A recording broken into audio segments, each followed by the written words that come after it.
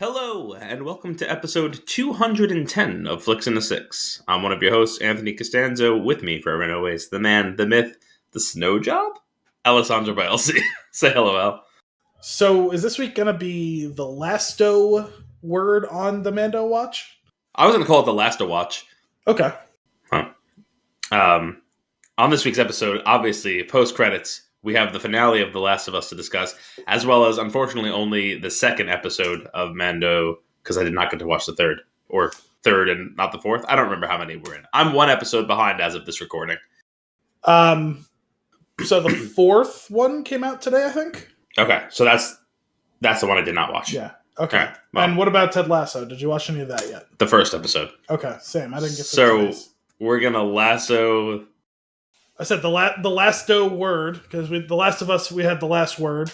Sure. We had Ted Lasso for Ted Lasso, and then we have Mando Watch. So yeah, I think the lasto word on Mando Watch. Got it. Perfect. I dare say that the post-credits episode may be longer than the base episode.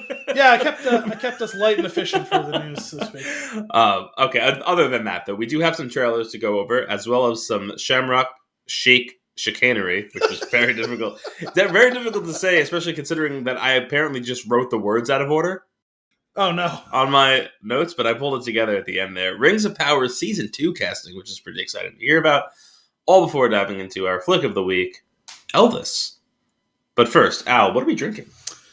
Well, it's fitting that a year after the Oscars in which we bought this beer, we're doing Evil Genius. I knew we bought this one together. I didn't realize that it was exactly a year old. Yeah, remember last year when we went... Remember this year when we went to the liquor store to buy beer and stuff before the Oscars?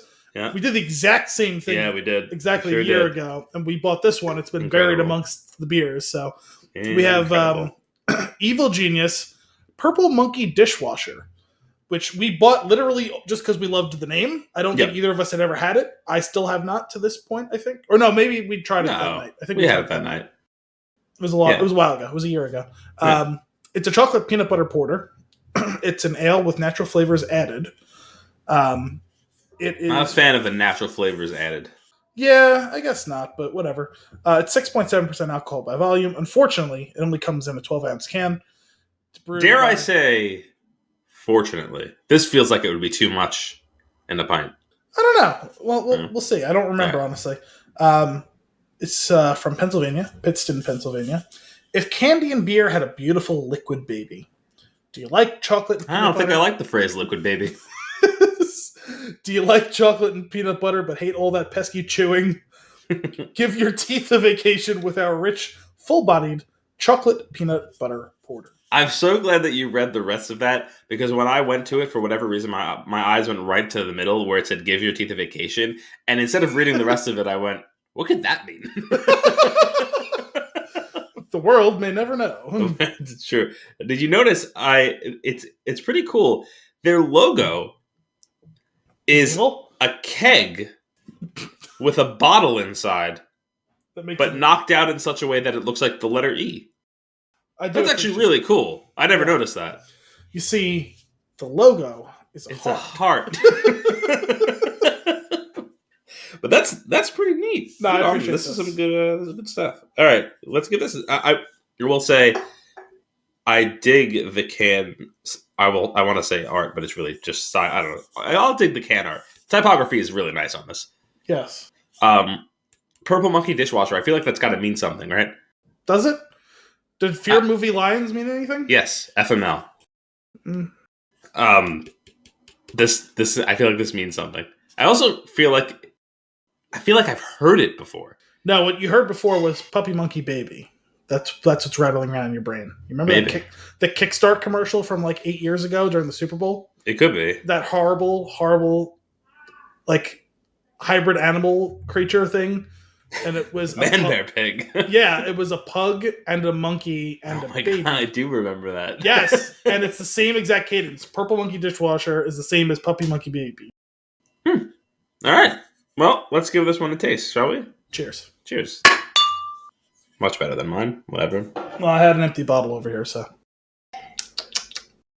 Yeah, I'm gonna. It's confession time. I'm still not. Last week we didn't record because I wasn't feeling 100%. I'm still not feeling that good, and I don't think I could taste this at all. Really? Yeah, it's very like I'm so congested. That's surprising. I mean, it's pretty bold in flavor. That's what they say about you.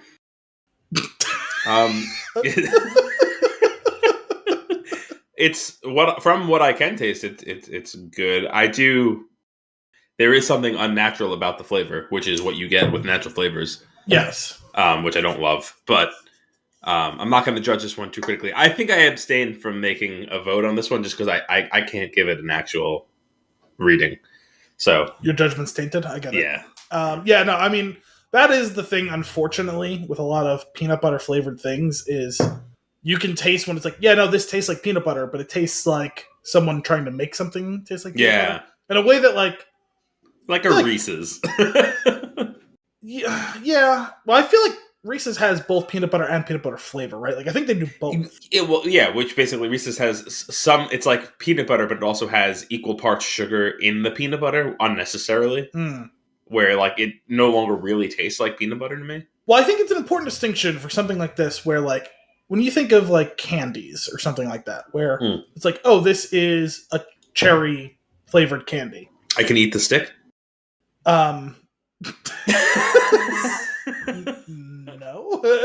Fund it.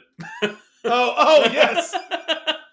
Oh, so you started watching? Yeah. Okay. Yeah. I was like, well, because for a second it didn't click for me because it's not to this point it hasn't been a shared reference point, so it didn't like. I wasn't sure if it would break through. Yeah, no, it's funny. I think that was last week's episode. I think. I don't know. I'm completely caught up. No, 2 weeks ago. Okay. Well, because I only just finally watched this past week's like yesterday. Oh, okay. So it was the one before that. I'm pretty sure. No, like like cherry candy. Like, oh, it's cherry flavored, but it doesn't taste like cherry or strawberry or what. Like, they don't actually taste like it. This tastes like peanut butter. Mm-hmm. But it's also easily identifiable that it's not actually peanut butter. Yeah, I hear. And I do really enjoy peanut butter, and I don't care for peanut butter flavor because I want peanut butter instead. But is it again? This could just be my nasal passages getting the best of this scenario. But is there a metallic taste to it to you? I didn't notice it at first, but actually the last like 2 sips, I kind of am noticing it a little bit. Okay. I'm not sure what that is. I don't think that's from the peanut butter. I think that's just from whatever malt they used. But I don't know. It's a solid. Joke's on you. You've been poisoned. Oh, wow. You now have 30 minutes to figure out the antidote. It's a slow poison. It's a solid beer. It smells good, tastes good, but it's not like great. But two things I cannot confirm. Yeah, well, I have no problem carrying this part of the conversation for right now. I think this is solid. I think this is. You always have my back. probably 2 Thuckler. All right, sweet. I figured that of the peanut butter chocolate beers that I've had, Sweet Baby Jesus has been my favorite. Sorry, even more Sweet Baby Jesus has been my favorite. I know we had that. Did we do that on the show? I don't know if we did that or if we did Sweet Baby Jesus. Was that from Alternate Ending? No. Where was that from? That is it? I wouldn't be these people because who makes that? Was it Evil Genius? I was going to say that, but they do this one, so I can't imagine. I know we've talked about that beer before. I think we've done one other beer from this brewery. Maybe it was that one. Sweet Duclaw. Oh, okay. Yeah. I know we've definitely talked about that beer. I feel like I've had it, but I couldn't remember if we did it on the show. Definitely had some SBJ, and it's good. It's good stuff. Nice. Well, 2 Thuckles it is. No contest. I think with that, in record time, we can probably get into some news and nuggets. Maybe not record time. Definitely not. No. I want to start off with these trailers. There's 2 I'm not sure that you've seen, but we could just discuss. I've actually, you know what? I probably should have rewatched the Tetris one beforehand, but have you seen the Tetris trailer? I have seen part of it. It's like a dramatized documentary not really based on a true story type. Yeah, when I saw that there was a trailer out for Tetris, I was like, no, because I thought it was going to be like a video game movie, but it's a movie about like making. Which actually seems pretty cool to me. So, it certainly seems like it's more achievable to make a movie that someone would want to watch about that. That's true. That caught my eye, and it was an Apple movie. So I do appreciate the occasional Apple movie drop where I'm like, oh, I get to watch that when it comes out. Taron Egerton, right? Yes, who I like. I guess he must have some sort of deal with Apple because he did that show for Apple as well. It was supposed to be pretty good. It was like a kind of a, I think he plays some sort of informant that like is in prison with some. Oh, right. Yeah, that looked interesting too. Where he has to like get, if he can get a confession out of somebody else, he'll be able to go free. Yes. And Ray Liotta was in it. He's supposed to be really good. It was one of his last like projects. Right. I forgot what that was called, but yeah, that looked interesting. Blackbird, I want to say. That sounds right. Something bird is in the title, I'm pretty sure. Yeah. The one with the birds. Yeah. But I heard that was good. I just haven't got to it. Of alliteration, there's also a BlackBerry movie coming out. Have you seen that trailer? No. I haven't heard about that. The creation of the BlackBerry and the team and how that looks really good. Jay Baruchel's in that one. Who I like, but in a more serious but also quirky role as per usual. I don't think he could play a non-quirky role. So yeah. But that looks fun. That looks like I always like a tech story like with some based in some fact because they're usually interesting stories. I'd be vaguely curious to see that. Like Social Network, I think is a great movie, even if I hate Facebook. Yeah. I'm not calling it by its new name. Well, I mean, like that site is still called Facebook. Sure. If the company is called, well, I don't feel like the point of having a taboo. It's called Meta now. Even if I think it's dumb, and I think that the concept of the project is incredibly dumb. I mean, like, did he just get bored and read Ready Player One? I don't understand. Yes. Okay. In other trailers, video game trailers, a trailer that we both saw. The Jedi Survivor trailer is out, and boy, oh boy, am I excited for that game. Yeah. This looks good. There's been there was a teaser, and then there was a trailer, and then there's been some like first look stuff, and this is the story trailer, which is the one that matters to me. Like for something like this, because I already know the gameplay is going to be solid, so I'm not even remotely concerned and don't care about a gameplay trailer. And we've seen that trailer already, and it looks great. Which check the box. Oh, it looks like the old game, but better and more dynamic and more polished. Sold. Great. Do it again +1. Yeah. Oh, we don't have 2 lightsaber styles. We have 5, and now we also have a grappling hook. Sold. Go. Let's do it. When you are out of ideas for your franchise, add a fucking grappling hook. It makes everything better. Well, especially if you have a like exploration / platformer type game. Yeah, for sure. Just makes the possibilities endless. But it looks great. The character models in particular look fantastic.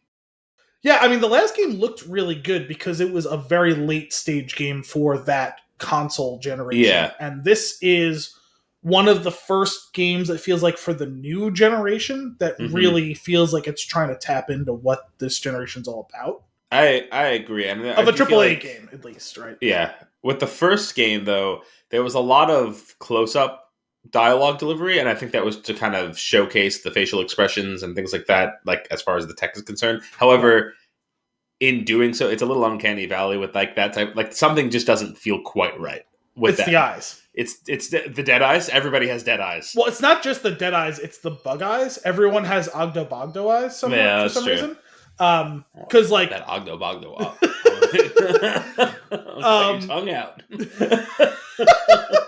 Because that murdered frog. Because obviously, Cam Monaghan is the person who voices Cal Kestis, but they mocapped his face. He looks exactly like him. Yeah. And I forget the name of the actress who voiced Seer, but she also looks very much like the character. But hers is the one whose the eyes is like her eyes are 3 times too big for her head. It's like, did they rush the mocap for her for some reason? I don't know. But that's the thing. It's the eyes. Yeah. But all of that seems more even, though, in the materials they've shared so far, where like people don't look like unrealistic. Yeah, which is kind of cool. I am very curious to see if there'll be a Wookiee. Well, I was going to say the Wookiee will be the real bar. If it will have hair or straw. The giant lump of shit, I believe you called it. Yeah, just a 100% matted dog. Like, what are you doing? I don't understand why it's so bad. But not just a matted dog, an anthropomorphic matted dog that's 50% bigger than another anthropomorphic creature. It is It may as well have come straight out of the holiday special. Like that's like that. It's like a leftover prop. I don't understand, for everything else looking pretty damn good for that stage of the console generation, why that specifically looks so bad. So bad. The creatures that you fight, they all look like they're rendered very well. Yeah, including the terrifying spiders, which... Yeah, all those things. The spiders, the worms, the... Can we just not with the spiders this time around, though?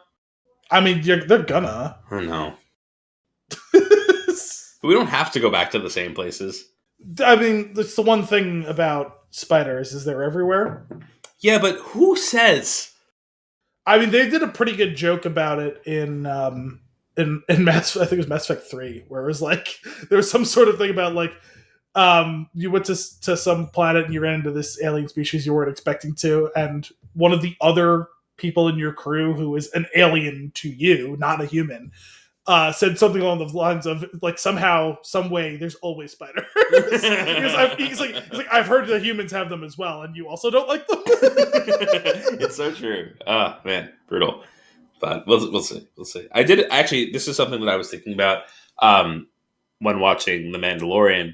But there's something so it never bothered me, and it still doesn't bother me. It's just something that I've noticed more lately with all of the Star Wars stuff that we have. You'll go from planet to planet, and the entire planet is resembled a certain way versus like ecosystems within the planet. So like Tatooine is all desert. That's been a hotly contested topic in Star Wars, and to a lesser extent, all sci-fi, but specifically Star Wars, the proliferation of single biome planets, right? Because it's not super realistic, or it's not realistic for a life harboring planet. Like, sure, like obviously gas giants are their own thing, but for terrestrial planets out in the universe, it probably is fairly common for a single biome planet if it doesn't have a biome. Like, right, for Mars to be fairly consistent all the way around, it doesn't have an atmosphere, it doesn't have life. But for something to be able to sustain life, the odds of it being single biome are minuscule. Like, for there to be an ice planet that has life, for there to be a desert planet that has life, or to be a planet that is covered 100% by forest or jungle, not very likely. And I guess unless like the thing is like these planets didn't just naturally have the ability to sustain life, but they got like terraformed in some way.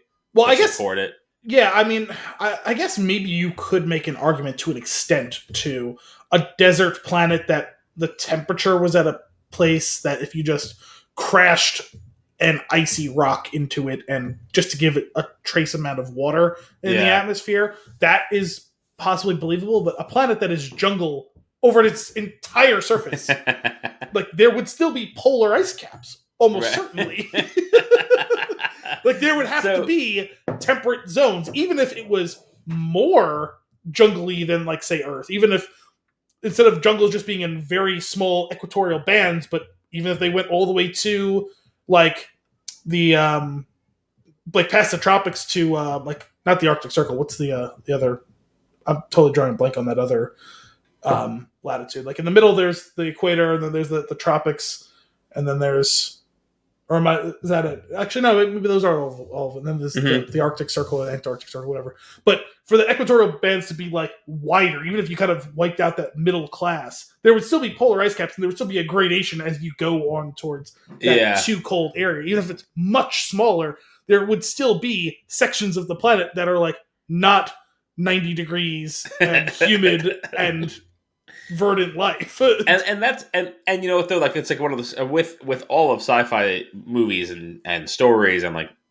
everything, especially with everything. So I'm perfectly okay with just suspending that disbelief and enjoying it. Yeah. The thing that I'm as of late finding it a little bit harder to cope with is we just go to a planet to find a thing that we're not quite sure is there, but we know exactly where on the planet to land. Like this. And this bothered me most with like Fallen Order, right? Like where you went somewhere to explore, to figure out where this temple is. But I guess we had a general idea of where the temple is on the entire planet that we were able to land nearby. Well, I think we did because didn't, like, when you went to, what's it called? Zepho the first time. Didn't they have some indication from Eno that where to start looking? I think he gave them coordinates because you're like zooming in and they're like, oh, the place we're going, there's a massive storm. Let's look for the eye of the storm and see if we can settle down. That's fair. What about when you go to Dothamir, though? That I will concur with you a little bit more on the general principle that you're espousing here. The issue then being, well, if we know where we need to be, and I don't know about you, but I remember getting into the temple, there's definitely space to land over there. We could have just flown a little closer, which is fine because that would break the game if we didn't go there. But that sort of thing has always driven me nuts with video games. Like, at least if they give you, even if it's a token line, like, hey, we have to land over here because we heard some radio chatter. We don't want to get too close. It'll be easier for to sneak in on foot. It's like, okay, you've given me a legitimate reason. Like, it's kind of bullshit, but it's a legitimate reason to affect gameplay now. Or like, we don't know what this planet has to offer. It could be dangerous to get the ship that close if we need to hightail it out of here. Like, anything, really. Like, just a little nod. To be fair, what happened in the second episode of Mandalorian, right? Where they land on Mandalore near the city, but hey, this is a nice, clear, flat area. Yeah. Land there safety. If we have to get out of here, we can. And we can sample the air, make sure it's safe, and then we're not that far to walk to where we gotta go. Yeah. Yeah. Anyway, that's just a random thing that popped into my head with all this Star Wars stuff. But story trailer looks great. They've been purposely hiding things, been purposely dancing around certain things so that we don't know who and what and where is going on. And we finally got our confirmations that we're going to get to see our buddy Grease and our new pal who's been around for a while, Marin. And we've already seen Seer in the original trailer. So it almost trifecta. It almost seems like I know you're reading the bridge story, but it almost seems to me like they had to split up for some period of time. And I'm getting the impression that sorry, what's the witch's name again? Marin. I almost get the impression that Marin and Cal were together for most of that, but it's just a weird read that I had on the trailer. We'll talk about that more during consumption, I guess. Okay, cool. But, yes, they're... Because I still don't know the reason they're split up yet, but it seems pretty obvious that's where they're headed. Because even... So the idea is from the first game to the second game, it's a 5-year time jump.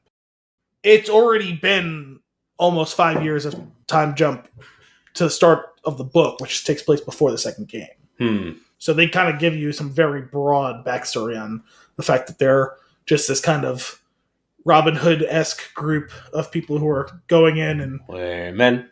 Yeah, men in tights. We're men in tights. Yeah.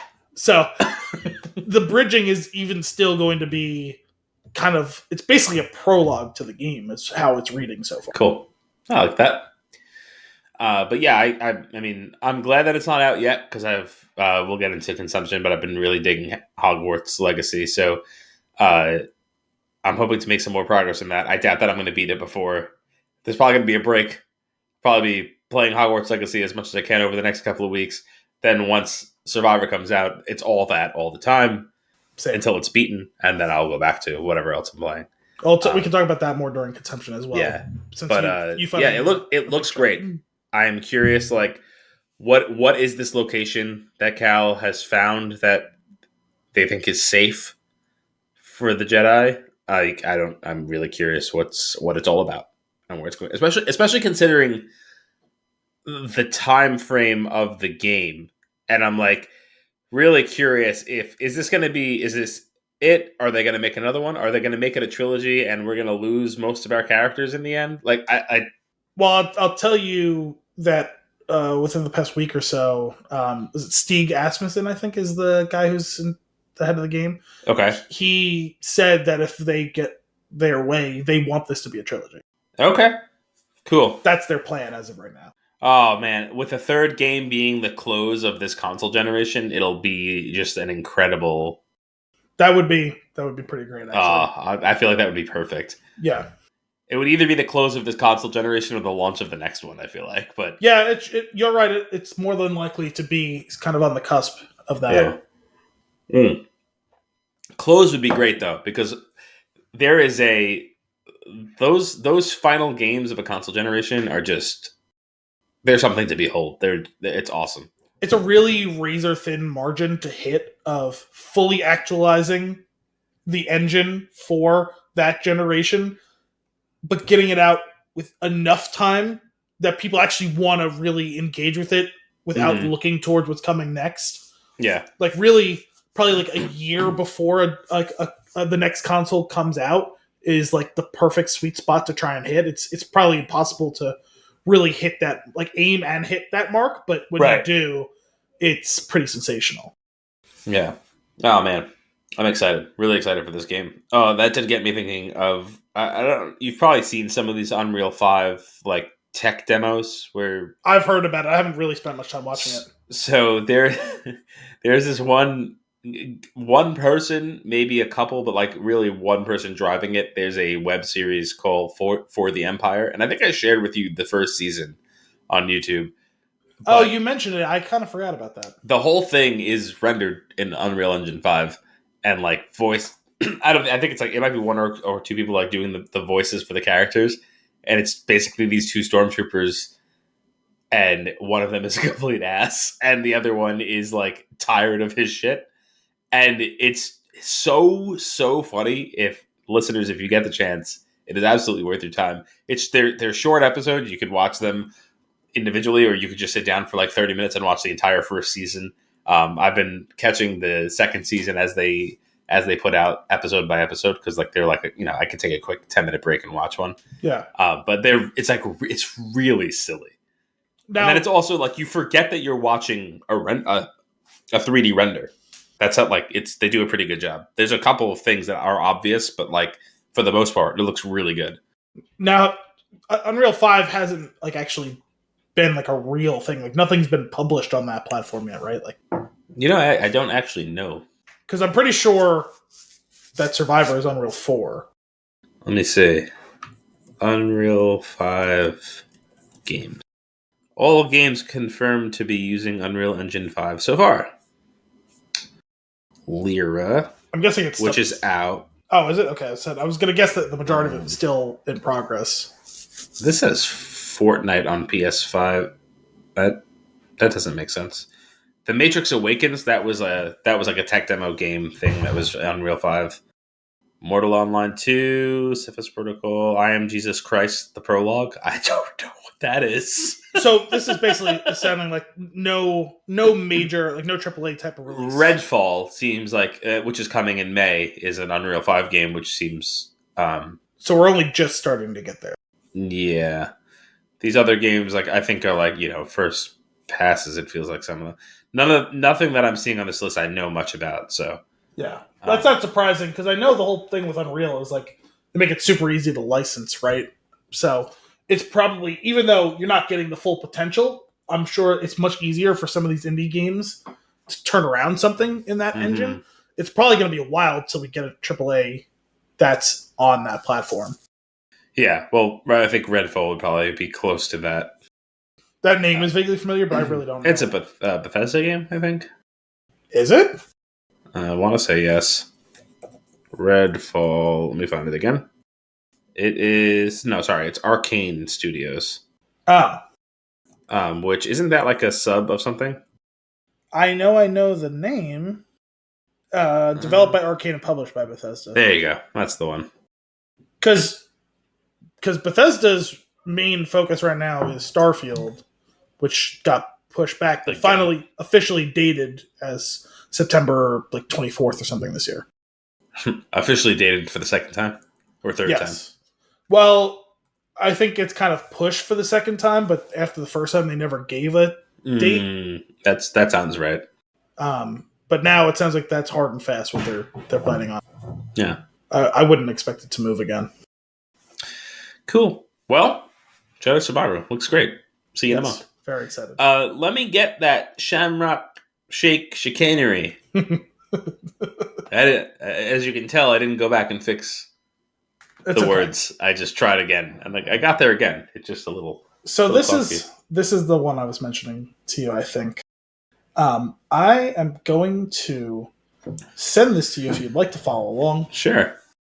I purposely phrased this in a way that you couldn't spoil it for yourself. Oh, great. Now, for any listeners that we have that are a little younger than us, we're both in our early 30s. Back in the day, McDonald's used to have mascots. Not just Ronald McDonald, who I'm sure you're aware of, but they had other ones, like the Hamburglar, and more importantly, they had Grimace. Grimace was a giant purple monster. They had a little, a Saturday morning cartoon show. They had commercials with, live action people in costumes. So this is a story on a little website I've never heard of before called Billy Penn. And this story is titled Philadelphia and the Demise of Uncle O'Grimacy, McDonald's one-time Shamrock Shake mascot. One time. So we just talked about Grimace, the giant purple monster, pear-shaped. So this is tracking down the rumor. It was Philly's fault the fast food chain pulled the fuzzy green monster from promotional materials. So at the top of this thing, there's a picture of someone who is shaped an awful lot like Grimace, but is somehow at least 20% more horrifying. It is green. It has shamrocks on it. It's got a leprechaun hat and a shillelagh in his hand. And I'm going to read this story. I gotta say, the most unsettling part about this, though, is that is not just a drawn character. That is clearly a mascot uniform, and somebody's wearing it. But much worse than Grimace. Grimace looked to be of higher quality than this. Yeah. This looks like a throw rug that had green paint thrown on it. As Shamrock Shake season comes around, so does the rumor that Philly deposed the one-time mascot for McDonald's signature St. Patrick's Day beverage. Introduced as the Uncle of Grimace, the purple proto-monster of the McDonald's extended universe, Uncle O'Grimacy was said to hail from the plains of Ireland. Decked out in a shamrock and blazoned vest and shillelagh, the character was part of Shamrock Shake promotional material starting in 1975. While sales for the minty milkshakes are still going strong after 50 plus years, the fuzzy green mascot didn't make it nearly as long. Oh my goodness. It fell by the wayside at some point in the 1980s. Was it Philadelphia's fault? The story goes that O'Grimacy was discontinued due to choice comments made by an actor playing the mascot at an event in Philly, where he spoke out in favor of the Irish Republican Army, the paramilitary group that claimed the mantle of earlier IRAs active during the Irish War of Independence.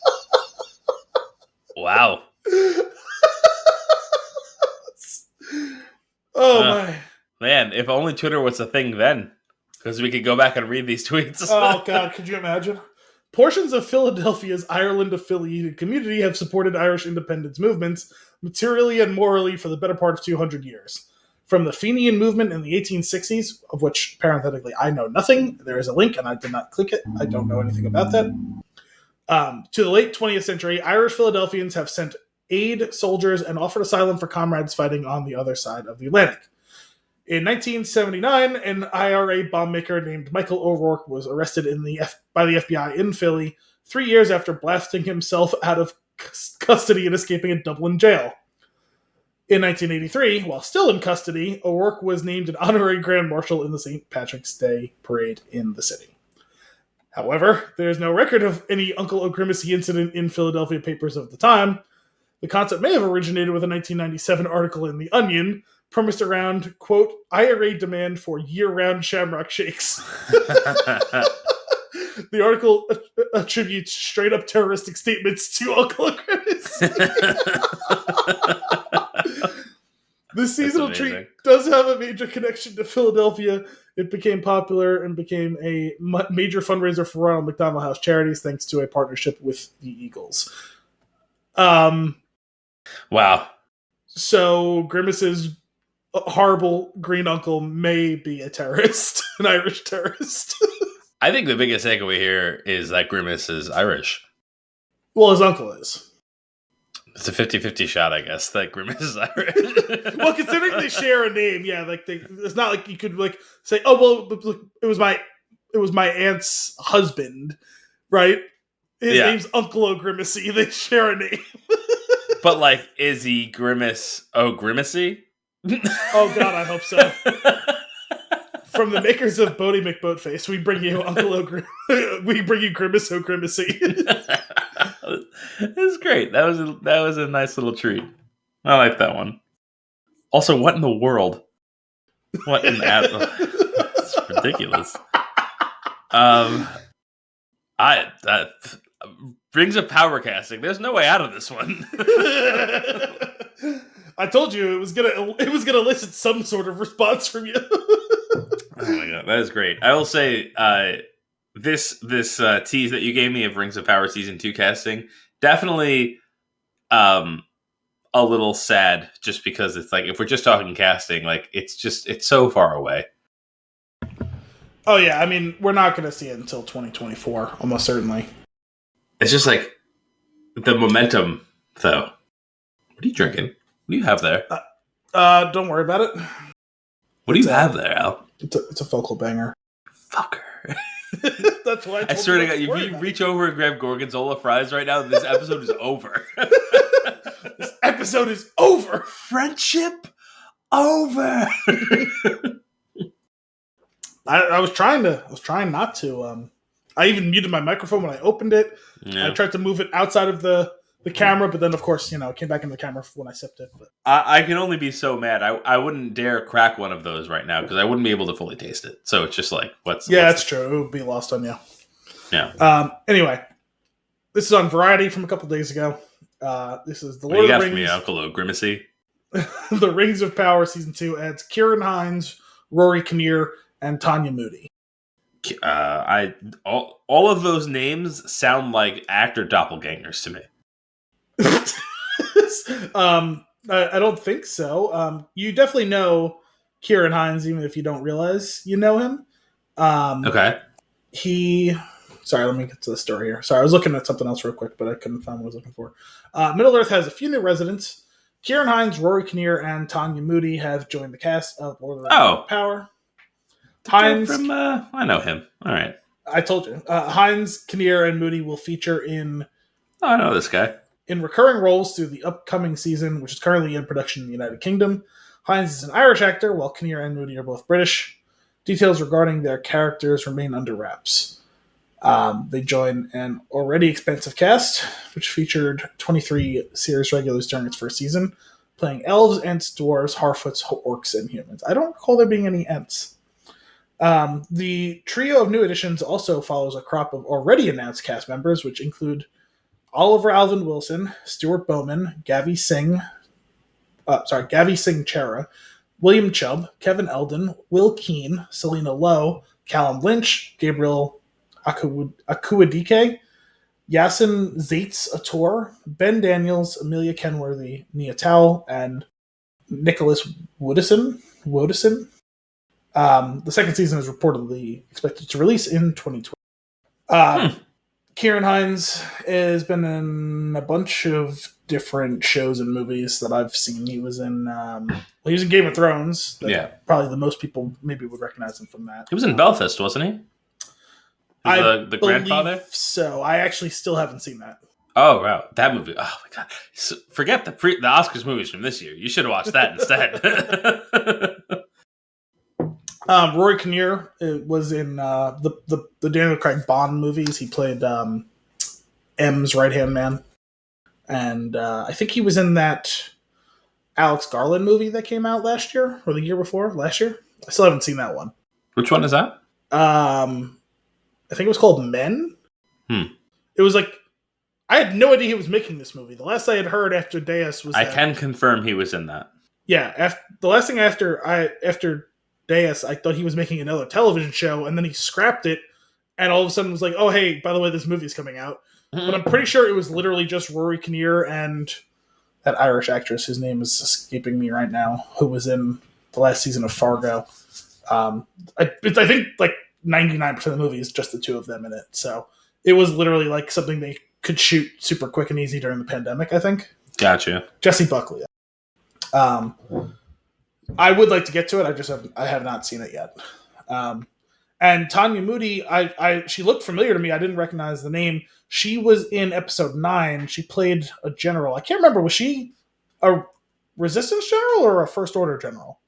The face is familiar, but I can't picture. I don't know. I'm looking at a picture of her right now, and that's all I've got is that she was in that, and I know, I like her face for sure is recognizable. I just can't picture which side of the conflict she was on. Yeah.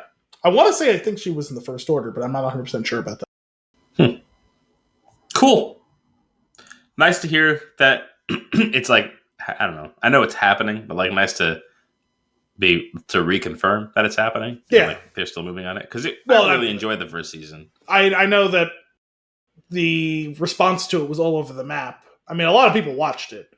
The conversation around it, I don't want to say it was divisive because I don't think there was a ton of strong hatred for it, but I think there was a lot of people who were like, ugh.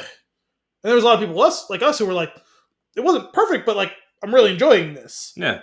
But they also have like spent like $5 billion on it, so they're not going to scrap it after one season. Yeah. I think they should just spin it off at this point. I mean, like, I will watch that buddy comedy, like of the dwarf and the elf, like we call it that maybe. I like just I could see those two of them. Their performances were tremendous. Their characters were so well written, and they were just so fun to be with. Yeah, I really didn't love all of Galadriel's storyline, but I really liked her in that role. I liked that take on the character. But there was a lot of the stuff outside of Elrond and Durin was of mixed quality. There was some that was good, and there was some that was not. Yeah. And that's okay. You know, it was first. There was some that was good, and there was some that was Theo. And there was some that was Theo. And there was some that was Isildur. The shitty Isildur. But you know, it's first time showrunners, and they're synthesizing for the first time something, and they're trying to weave together all of these threads that are largely disparate in the Silmarillion, from what I understand. So, like, it was a tough ask, and I think they'll get better with it as they go. I think there was enough positive there to give them the grace to figure out how they do this as they go. And adding like strong performers will help, because I really like Kieran Hines. I think he's a good actor. Yeah, that's awesome. And yeah, I agree. Adding some heavy hitters will be nice. Not that, I mean, this first season had some like folks that are recognizable, but like it all in all, the cast does seem to be relatively less known, which I do think maybe benefits it, because like you could a good performer, even though they are really good at their job, I feel like the cracks can start to show with a fantasy story or even a sci-fi story, like consider Star Wars and like lesser known people being in it. There's something about that makes it more immersive. I feel like, but it's pretty cool. Well, even think back to when the original Lord of the Rings came out. How many people knew who Viggo Mortensen was at the time? Like, I'm not saying he wasn't in anything, but he wasn't like an A-list actor. Yeah. Orlando Bloom was not anyone at that point. Elijah Wood was a young actor at that time who some people knew from some things. Sean Astin, people knew him from like The Goonies as a child actor and Rudy, and like that was basically it. No one knew the guys who played Merry and Pippin. I'm drawing a blank on their names. Ian McKellen was like a theatrical British actor who was in movies, but again was not like people probably may have recognized him, but he wasn't like a superstar actor. It was a very green cast. The most recognizable person, really, like outside of like Elijah Wood, I guess, is John Rhys Davies, and it's just if you're a big fan of Indiana Jones that you knew him, which was a huge movie, which a lot of people saw. Hey. We knew Sean Bean. You knew Sean Bean, but even he was not like an A-list actor. He was a recognizable face who was in big movies, but he wasn't the star of those movies. That's fair. I think about him. I see his face, and there was always a very unsettling scene in GoldenEye for me. Which one? Which is when he says, "Tastes like strawberries," and Pierce Brosnan says, "I wouldn't know," and he like too quickly goes, "I would." Like, what the fuck? I was like, "You're rapey. I don't like it." It's very uncomfortable for all parties involved. I forgot about that line, which make for two extremely uncomfortable lines evoking that, because I always think of the scene from Spider-Man 3? Spider-Man 2? Spider-Man 3? Which one is it? I don't know. I don't know where you're going. The tastes like strawberries thing. That was... Oh. Harry says that about Mary Jane. Remember? Like, what is it about that line? I don't like it. Yeah, that's what I'm saying. Yeah, that one is uncomfortable too. Yeah, no. The only person who can say that is Harry Styles, and he can get away with it, because that song is a banger. The only time anyone's allowed to talk about something tasting like strawberries is when Elijah Wood says it at the first of 14 endings in The Return of the King. I saw a... But also because he was talking about actual strawberries. And it was meant to be a purely joyous and pure thing. Like, Sam, we've had the most miserable 13 months any person can have. Do you remember strawberries? Because they are fantastic. And before I die, I just want to remember strawberries. I've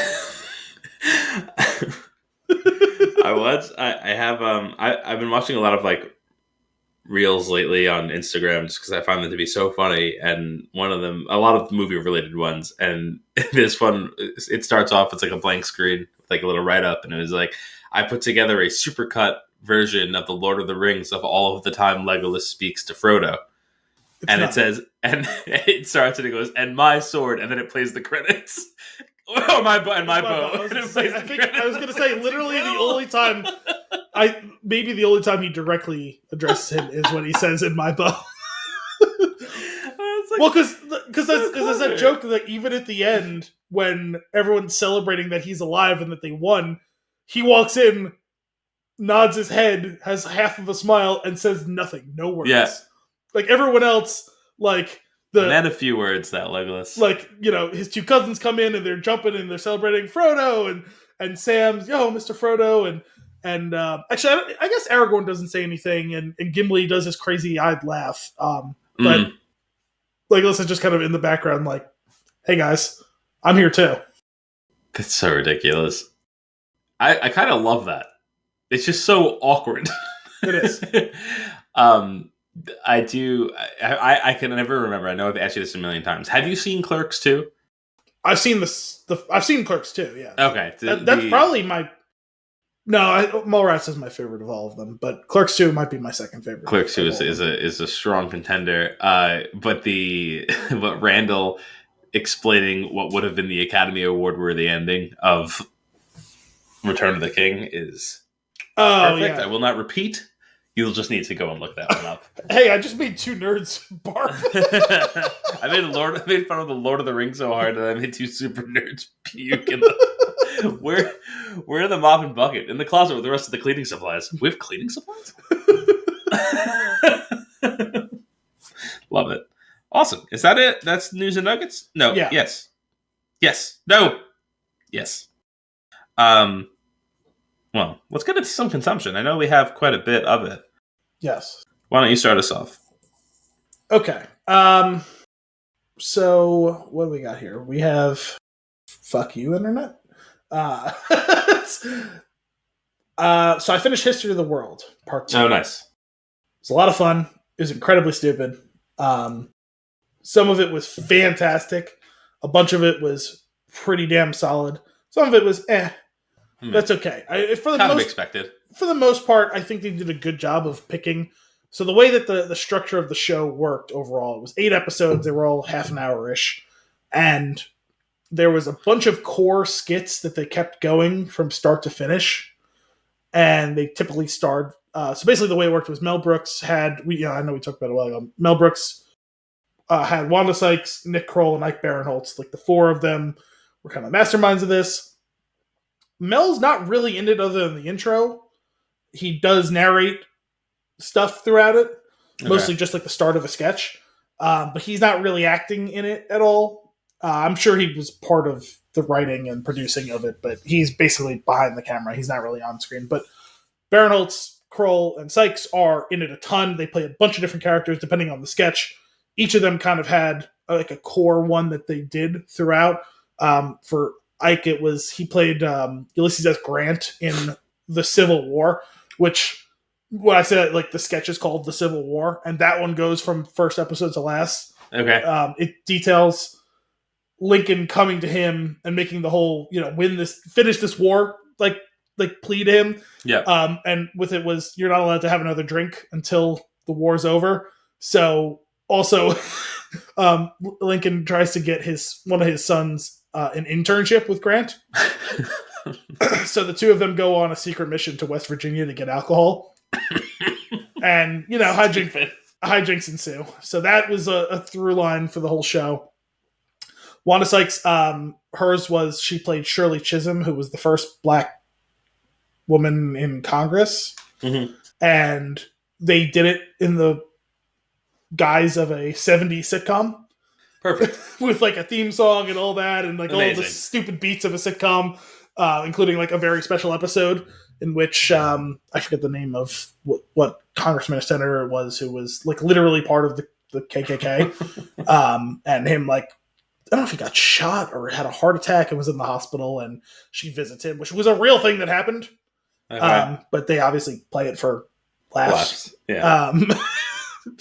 And then Kroll's he played this like Jewish peasant farmer in the time of the Russian Revolution. Okay. So that whole thing's going on. Oh my god. Throughout the course of the show. And there was other ones. There were some sketches that went across multiple episodes, but those are like the 3 main ones that went like basically start to finish of the show. Mm-hmm. And all of them were in other sketches too. And most of them were one-offs.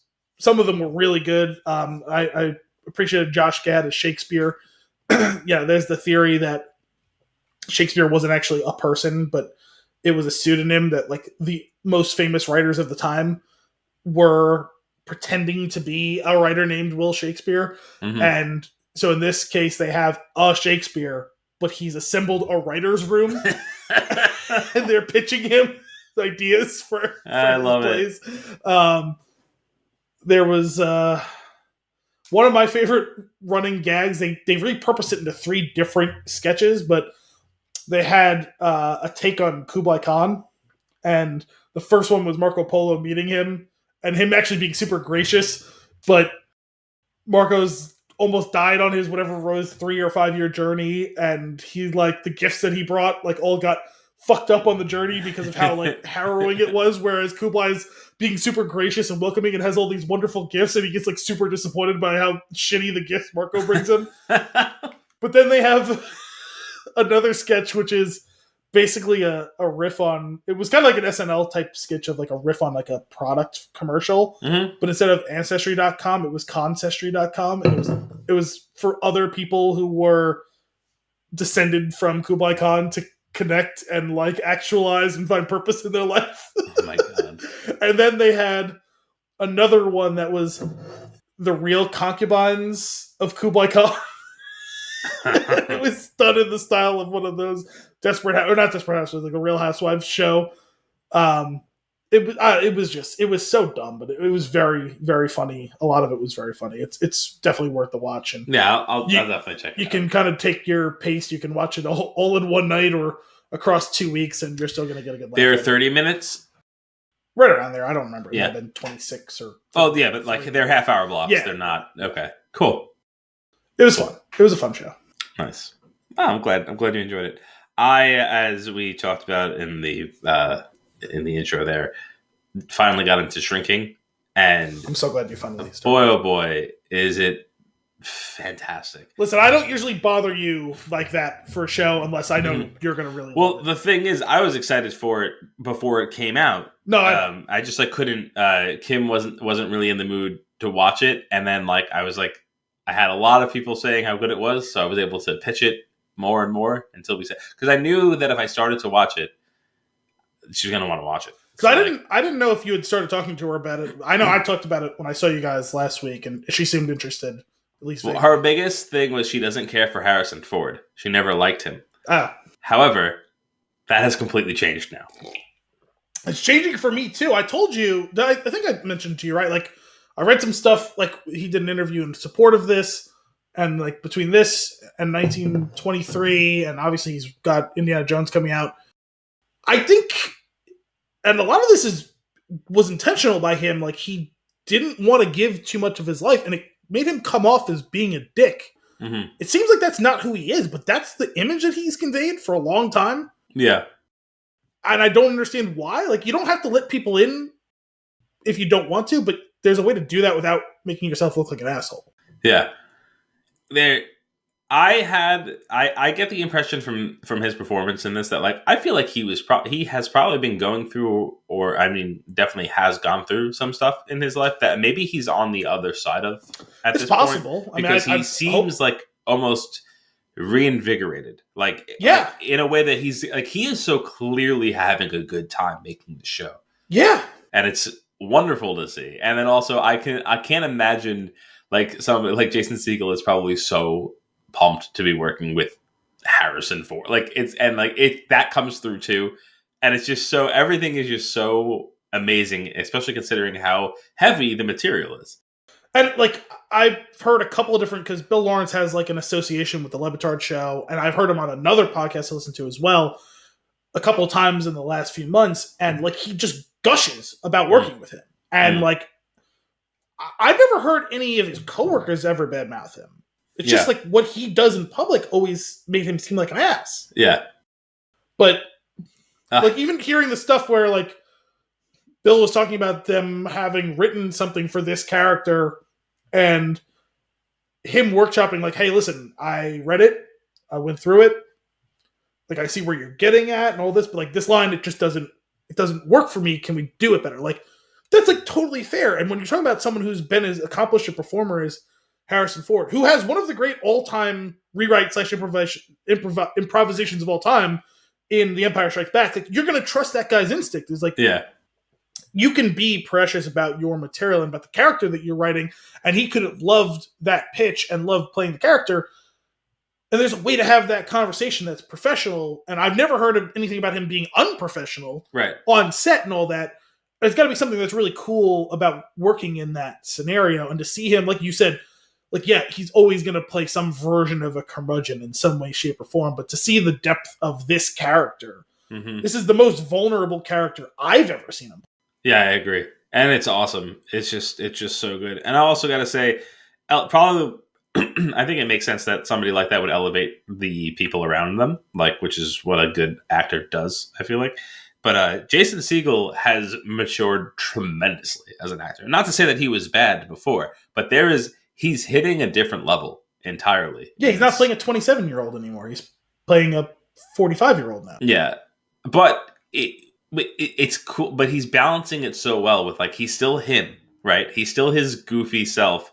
However, when it's time to be serious, it's so convincing. Like, which is, I feel like, is the best, I don't know, praise you can give an actor. Like, I believe that you are this character whose wife died and you have been not dealing with it for a year. Like, it is palpable. And his best performance to date was in Forgetting Sarah Marshall's, because it was a character he... Wish I wasn't wearing this fucking shirt. It was a character he created himself, right? He wrote and directed that movie. It was deeply personal to him. He was able to play it because it, to whatever extent, is him. I mean, like, he didn't go through those things in real life, but like, yeah, he wrote that character to be him, and he's a co-creator. Loves the piano, Muppet obsessed, infatuated with Neil Diamond. Goofball. And now he's a co-creator of this show. He's not the creator the way he was in that movie. But what he's doing, like when things are getting serious, whether it be in the therapy session or when he can be serious for 5 minutes talking to someone in his life, or when he can be a father, he couldn't do that in Forgetting Sarah Marshalls. Like he could only do that then. And like there's obviously shared DNA in those two characters. You could see Peter Brenner's wife dying and him becoming this character. But it's not the same performance. There's similarity, but it's not the same. He's great though. It's just really there's a particular scene that got me the other day where he has to be stern and he grounds his daughter and she walks away and says, "I fucking hate you," as she's leaving, and he yells after her, "Well, I fucking love you." And I was just like, that is perfect. I know, because and that's a pretty good distillation of the show too, where like things got pretty serious and pretty heavy, not just in that scene, but everything going on for like the 10 minutes before that across multiple characters' storylines. As he's trying to come back, he kind of slips, he fucks up the engagement party. He's not dealing well with his best friend, who they're just recently rekindled their friendship. Yeah. Asking him to no longer marry him and his partner because he fucked up at his engagement party. Yeah. So he boops him. Harrison Ford is in tow. Yeah. So out of place in that situation. And everything is falling apart around them. Somebody's going to have to drive me home. I'm the only one. I'll drive you home. He goes, yeah, that'll do. Or whatever. But like that whole sequence, like there are laughs in there, but it's very serious overall. And then to have that, it looks like what was finally being a healing relationship in the last couple of episodes before that between him and his daughter. And then it all looks like it's going to fall apart again based on both of their actions not meshing together. And then he finally does the thing he needs to do and actually is a father, not just like the making sure she's fed or like shows up to school on time and all that stuff, which he also hadn't been doing prior to the start of the show. But those are the easy things. Yeah. Being a father, he wasn't doing in any real or meaningful way. And he finally does it, and that looks like that's what's going to be what pushes away for good when, like, she's wanted him to be a father for the past year. She's grieving, too. Yeah. And then to end with the laugh line of, "Well, I fucking love you." After what was a pretty emotional scene. You know, it's so good. Everybody is great. The performances are awesome. The writing is incredible. It's just, it flows. The pacing is perfect. It flows very so good. Might be its best quality, actually. Yeah, but I will say, in all of that, you would think like, wow, like this has, like all of these things are great, and they all obviously work great together. However, there is one piece of glue, and it's Gabby. She's just an incredible, like I don't know why, but like she manages to hold all of that together, like almost like this comedic narrator who is, I feel like, maybe the most relatable person, because it's like a little bit like a lot of the other trauma is heavy in different ways, whereas hers feels like a little, not that it's less heavy, but like easier to understand, where you could probably relate with her the most as far as like these other characters. Well, I also think they Trojan horsed you with her, because I don't really think you get to see any of her trauma until like literally the last 2 episodes. Yeah, that's true. But she's so funny. Like, and I can't, like, anytime she's on screen, I feel like you're just waiting for the next ridiculous thing out of her mouth. Sure. I double took the first time where she talks about the concept of safe dick. I was like, I'm sorry, what? Yeah. Working class dick. You know who's sneakily my favorite character in the show, though? Liz. No, it's Derek. Oh, Derek. Yeah. Because in the first episode, I was like, oh, this guy's a prick. Yes. And it's not even his fault. He's when you understand the situation he's in, and also how the whole first episode, everything about him is framed from other people's perspectives. Once his actual perspective is introduced in like the second episode, it's like, oh no, this guy's awesome. This guy's gold. He keeps showing up for like one line at a time. Yeah. He has the weirdest happy-go-lucky attitude for like no good reason.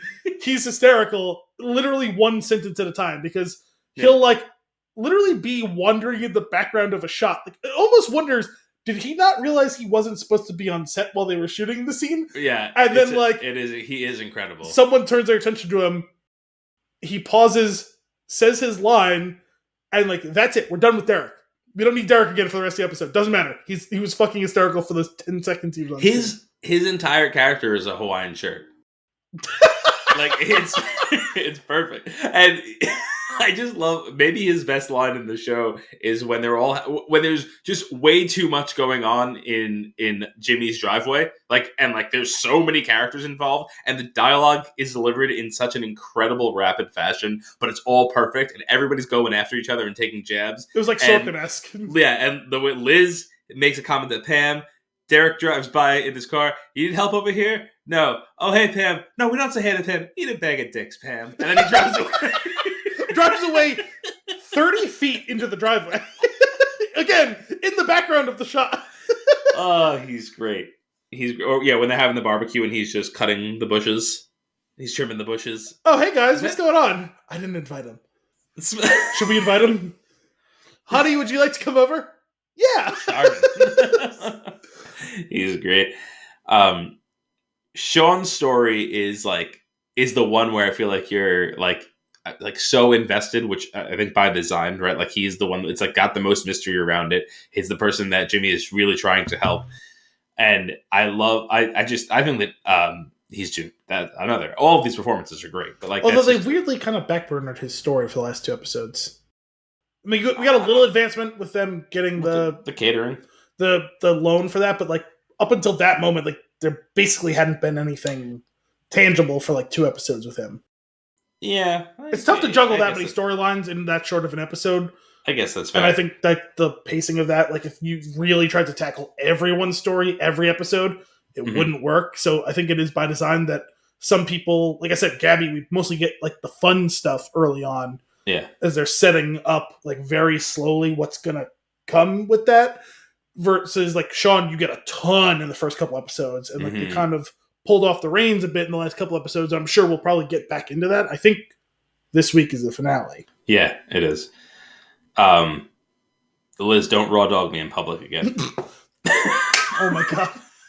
So actually what I meant, that's what just popped into my head, but what I actually wanted to go back to was Safe Dick, where she's explaining it to where Gabby's explaining it to Paul, and he's like, so is my doctor Safe Dick?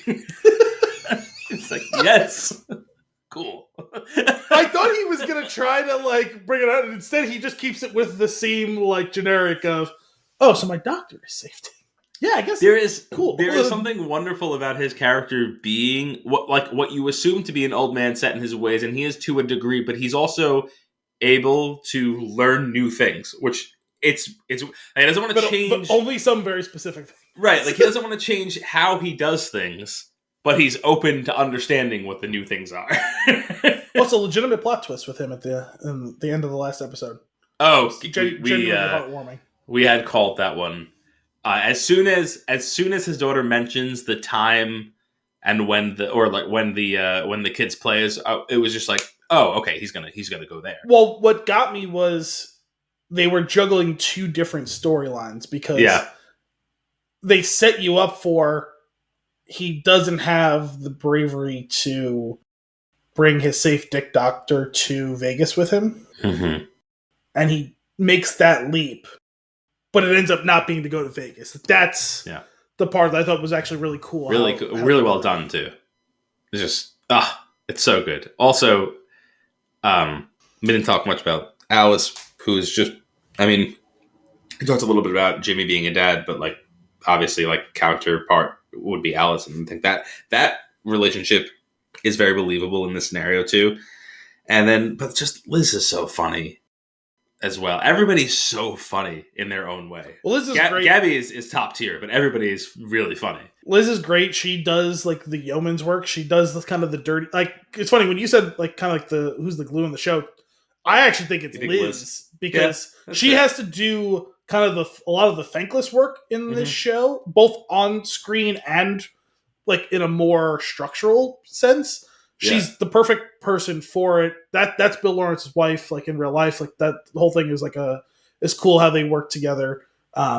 Because she was great in Scrubs too, playing there's some similarities between Jordan and Liz, but they're not the same person at all. But the most unlikely friendship, her and Gabby, especially in the way that everything starts off, and it's ended up becoming somehow the most wholesome relationship in the whole show.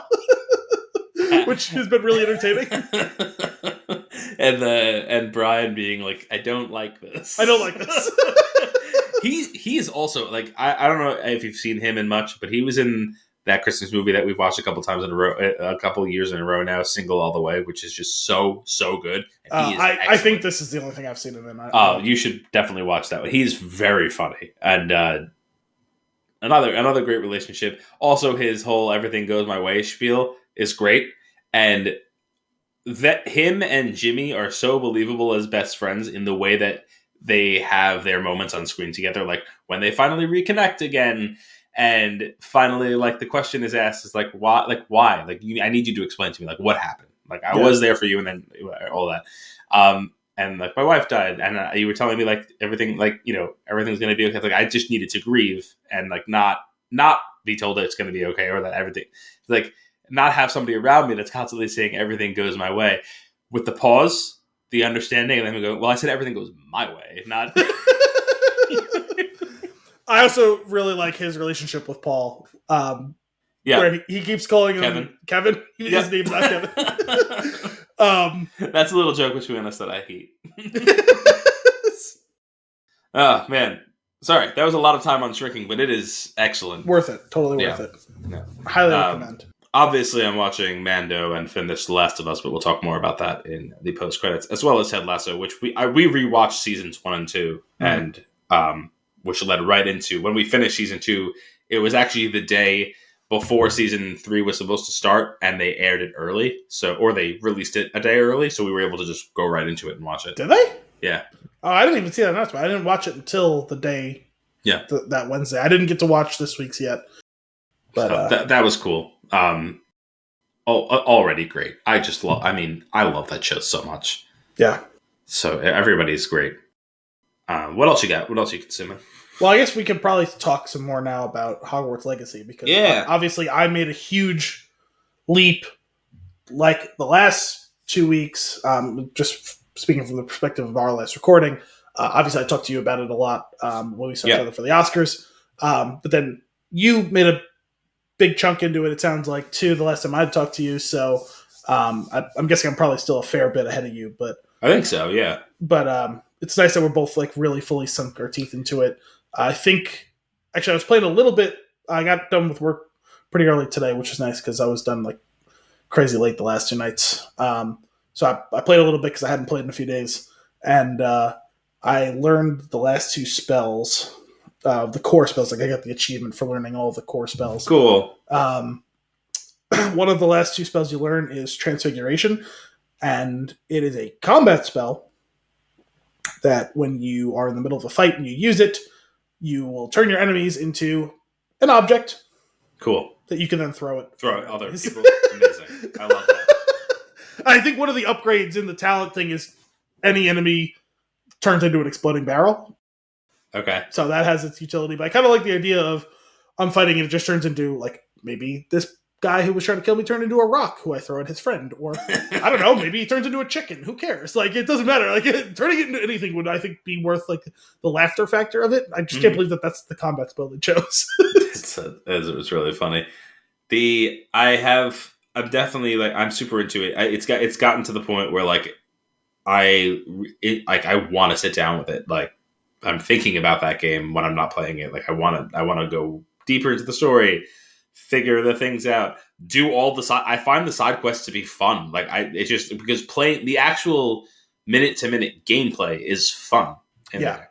And most of the fetch quests, like even the fetch quests, like some of them have like legitimate stuff to do. Like some of it's like, okay, I just went and I fought some people, I grabbed a thing, came back, fine. But some of them have like entertaining like twists on that, which is what keeps you actually engaged in doing all the side quests. For sure. And the only thing so far that's been I just got to the room of requirement, which I felt brought my momentum to a screeching halt, which was bothersome. It does for 5 minutes, but after that everything opens back. Actually, you're gonna have expansions to that. Like if I showed you what mine looks like versus what yours looked like when you first show up, it's like wildly different. Yeah, I've got like 2 gigantic rooms now that I can use. I don't know. It's weird. But basically what bothered me was like, okay, I got in there, I get the concept. Cool. This is a room I can decorate, there's utility. I'll have a place that I could consistently go to do potions. Well, when they were showing you the decoration thing, I was like, okay, I don't really want to do this. But then once they showed you like, oh, you could set up things to grow plants and make potions, like, okay,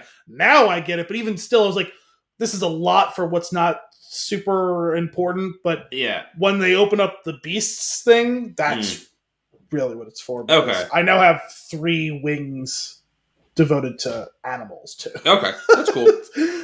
Because like the thing that was bothering me was like, okay, I get it. Like I can customize it. I can place things. I can move things around. I can take things down. Awesome. And then it's like, okay, now go talk to the person about doing this. And it's like, okay, hit this button to make things bigger. Okay, now go talk to this person. Okay, you could rotate things. I was like, this is too much tutorial for this feature that I'm not going to use except for what I need to use it for. Yeah, I'm not big on like that sort of stuff. Like it's nice to have, but like like some people will love actually, that, and I get that. Yeah, it's not for me. But like, it's like you don't actually live there in real life, so like the personalization is not super important. But like, and I didn't use a ton of like the potions early on in the game because they're expensive to buy. It's expensive, or like you have to waste a lot of time like collecting the stuff to make them for yourself. But now that I can make them like with impunity, I can use them a lot more, which opens up the combat a lot more and is actually super necessary. Is like you're now fighting higher and higher. Like some of these fights like take a while. Yeah. And like you may need to use a couple of potions or throw a bunch of cabbages at someone. Sure. And so like, you can just keep growing cabbages, which is great. I do love throwing a vicious cabbage at people. It's ridiculous. Fun. It's the most ridiculous thing. I love it. It's so stupid. I will say, like I mentioned to you, but I only have come across one bug in the game that was really irritating to me, which was during the 3rd round, or like what was at the time the final round of Dueling Club. My target lock wasn't working like at all, where it would either not engage or it would engage, but it would be attacking somebody. It would be locking onto random other people that weren't the person I was targeting, and not consistently. So like I couldn't even predict anything. Mm-hmm. And that got really old really fast. And it wasn't like every time I died multiple times doing that because I was getting locked into weird scenarios. And then, but every time I started it, it was the same deal. It was like broken in a different way. And I was like, this doesn't make any sense. But I just had to abandon it, which made it a little bit difficult because it's the tight quarters. Like in those tight quarters, I actually do like the target lock because it's easier for me, like motion sickness wise, to like not have to deal with trying to angle around things. But I got through it, and it hasn't happened since. So. In big encounters, I realized that this game to me plays almost exactly like the Guardians of the Galaxy game, where it's just a lot of me running and rolling as there's 47 people shooting at me. Yeah, and I don't always find the target lock actually super helpful unless the only time I actually really use it in those types of fights is when I've hit a couple of people and I've gotten someone's health really low. I'll snap that person just to take them off the board. And then I'll usually disengage it so I can go back to my more amorphous freeform because I'm comfortable getting to within the battle flow and I'll just keep rolling and blocking until I can really seize on the advantage. I'm okay with being patient like that. And the target lock actually distracts me from doing that. I like to target lock the tank that you're fighting in a group and take them all the way off the board before. Not every fight has that. Sometimes it's like a bunch of more or less equally powered people. But like when you get into a fight, like it doesn't happen super often. But if you get into a fight where it's like a troll and other things, I guess that could be useful. But actually, I always look at it the other way. I usually try and kill all the minions so I can give my undivided focus to the troll. or whatever, like in any sort of game, any type of fight like that. I usually try and get all of the other ones, because the other ones just get obnoxious and they paper cut you to death. I'd rather devote my sole focus to fighting that one thing at the end. I try to take down people with a red shield first, because I find that those spells take the longest to regenerate. Yeah, I guess they do. But otherwise, it's fine. It's my only complaint, and it's only happened in the one scenario. It hasn't been an issue since. So what I found so compelling about this game is like the gameplay is a lot of fun, and there's enough variation. Like at a certain point, once you fought a lot of people and like you've kind of figured out what style of play works for you, you're gonna go through a lot of counters similarly. Although I've now built myself 3 different move sets. What's taken to this point, I hadn't been super comfortable switching to them in the middle of a fight, because I always forgot which direction, and I'd like switch it to my like utility one, and it's like, fuck, I can't actually do anything now. Yeah. And then I panic, like, oh god, which direction do I go on the D-pad to get back my combat set? But now I have 3 pretty well-defined combat sets. Sure. That I feel comfortable, even if I switch to the one I didn't want, at least I'll be able to do something with it. Yeah. Which makes it even like, and I only just started doing this, so like we're getting comfortable doing it. So like that has introduced like a new way to give myself a little variety that keeps things a little fresher, because cool. Like I have one set that's got 2 like heavy like damage spells, and one of each of like the force and control. I have one that's got 2 force, 1 control, 1 damage, and then I have one that's 2 control, 1 like, so it gives you variety. Like if you go into a fight where there's 1 red shield enemy, 1 blue shield enemy, 2 yellow shield enemies, you can go in with the 2 control spell set in that, which is cool. Plus it also just gives you like the variety. Like if you fight, like I want my one that's heavy damage if I'm fighting a troll, because the force and control don't really work too much on those. But if I'm facing a ton of minions, force and control aren't terrible ways to go about that, and also could be a little bit more like just like entertaining way to do it. Yeah. So that part's been cool. So the combat gives you enough variation. The traversal stuff, I love cruising around on my broom. It's like not that the controls aren't great, but it's fine. It's still like fun and entertaining enough. But what the combination of like the progression and story, the story is good. The side quests and characters' stories are also very strong, and they support the main story in a really solid way, even though there's plenty of them that don't involve with it, but there's enough of them that do, that makes them feel essential to you, but also like it wouldn't be the end of the world if you had to skip one of them. Right. But what has really kind of set this up above being kind of like a 7 type of game is I love like all the characters. Yeah. They're all really well written. Even the ones that you like I've only talked to like 3 times at this point in the game. Like you talk to enough of your different classmates, and the way they kind of pace it out, like you get the sense of being in a class with a bunch of people where it's like, oh, hey, like now is the time where I've spent a lot of time with Sebastian, but like now I've spent a lot of time with Poppy, or now I've spent a lot of time with Natty. And like you keep coming back around to those characters throughout it. Mm-hmm. And even the professors, like even the ones who like maybe seem like kind of a dick at first, like even they have like some pretty compelling like conversations at some point or other. There's like amongst the main group of characters, not talking about like enemies, there's basically only one unlikable character. And also I haven't seen him in like 20 hours, and it's the headmaster, who is a dick. And I'm sure we'll find out on the back end of this that he actually isn't that big of a dick. Of course. But everyone else, even like Professor Sharp, at first I was like, oh, he seems kind of like a prick. I actually found him really compelling. He's like a cool, interesting character who's like kind of got a heart of gold once you find out what his like story is about. Like he's just kind of, he's had a tough life, like a good life. Yeah. He was an horror. He saw some shit, obviously. But like he's a good dude. He just doesn't have a lot of time for bullshit. Yeah, no, it really is good. You know what? They really capture the feeling that I get when I watch those movies or read those books of like the world is so well, like it's so realized that like when you're in there, they do such a good job with this game of really feeling immersed in like I could spend time running around Hogwarts or the grounds or what I prefer outside. Like it's just like there's so many cool things to see.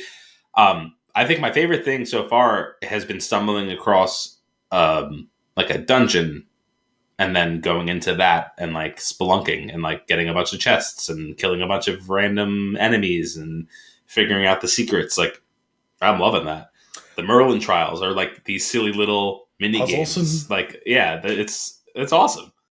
I know, it's funny. I was gravitating more towards character, and so for me, it's chasing down all of these like relationship quests and all the conversations with other people, because I really like pretty much all, like, I would say like Amit's kind of whatever. Like, I not dislike him, but he's kind of just whatever. Yeah. But like Sebastian at first was like, oh, okay, like typical like smug Slytherin. It's like, oh no, like I really like Sebastian, and then that story is taking a whole turn at the stage where I'm at. Natty's cool, like hearing about her background. I feel like that's the one I've been diving into the most, because that's the one that's the path that I kind of chose early on, was to focus on that character.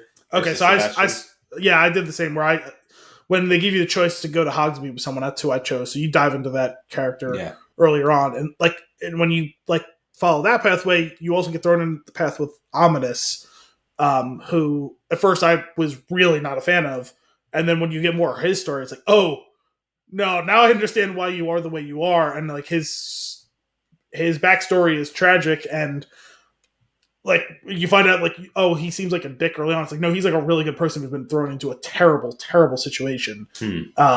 And watching the three of you become friends and watching the internal struggle that happens amongst all of those relationships, has been really compelling so far, and is actually become like a really rich storyline that actually doesn't necessarily have a ton to do with the main story, but it feels as essential, which is really cool. I don't know. It's a really well done game. It's really well written, actually, which I was surprised by.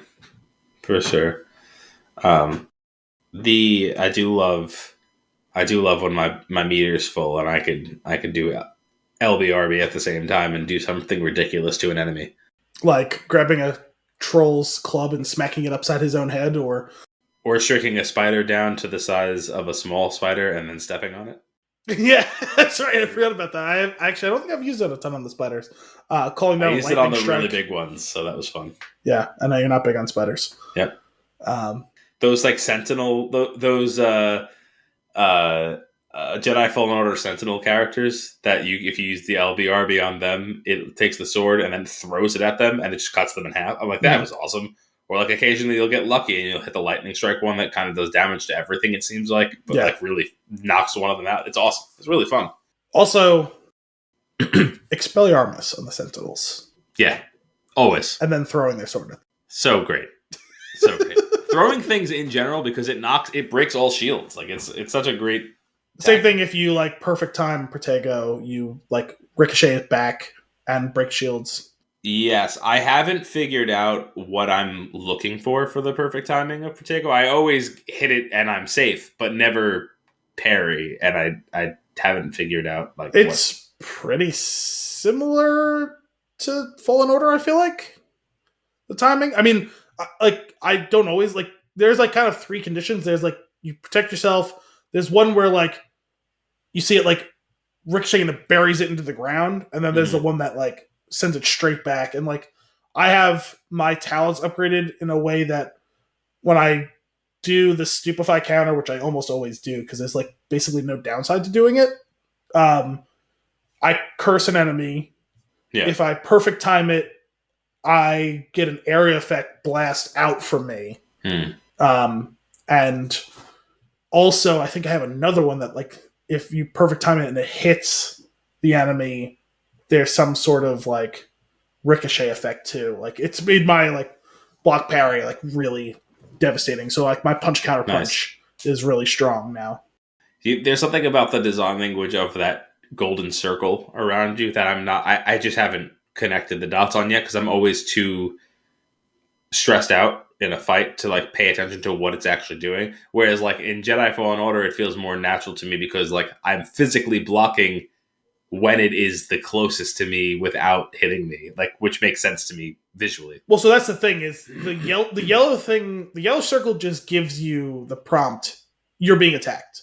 Yeah. But you still treat it the same way as Fallen Order, where right before it gets to you, I mean, you have to engage it a little faster to read it, but like if you wait to do it until you see them cast a spell, that will give you the personal. Okay, so you're looking for the character's actual wand versus the circle, some indicator in the circle. So basically, what I do is the circle.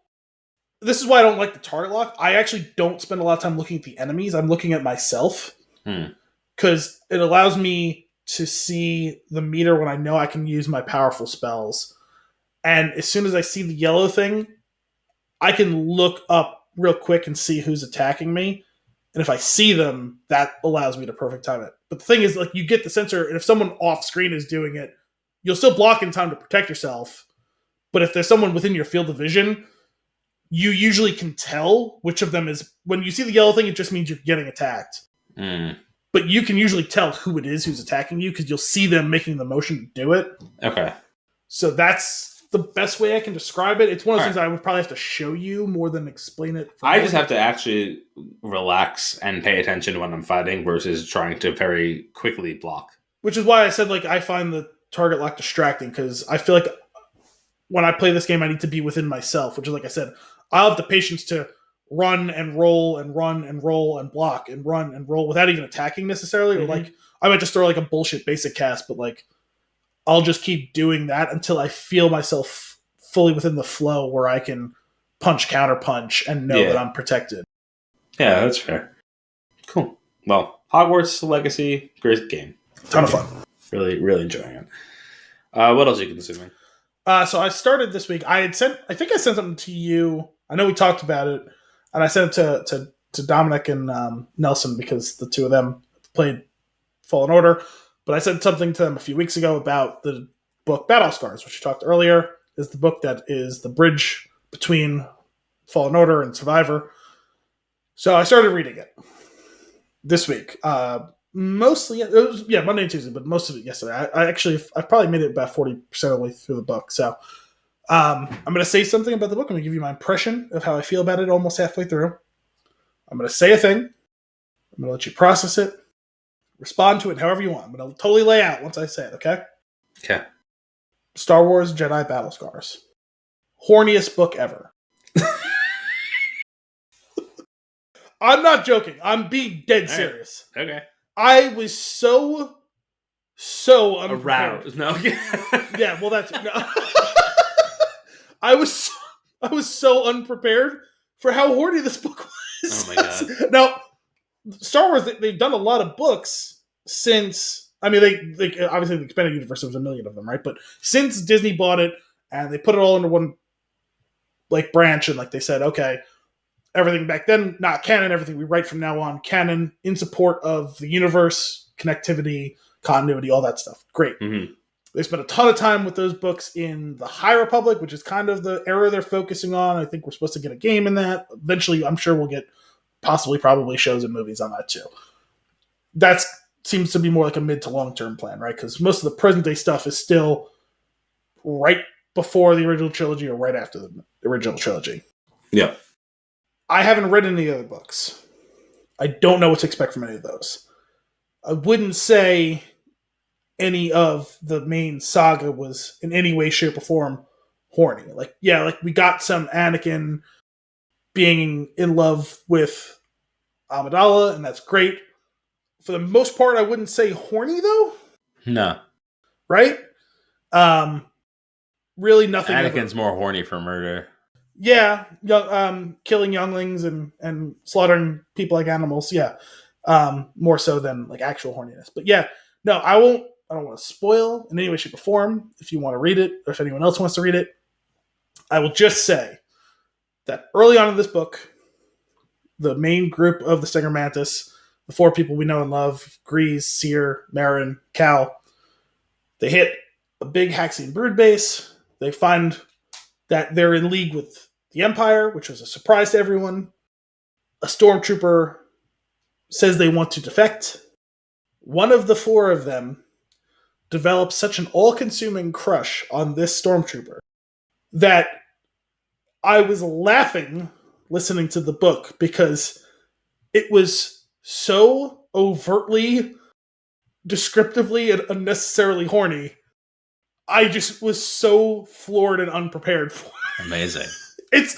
baffling. Now, the book's good. I've been enjoying it for the most part, but there was a certain point where I was like, okay, enough. Like, either fuck or, like, let's move to the next thing. Like, we don't need 40 straight minutes of you talking about how attracted you are to this person. It's okay.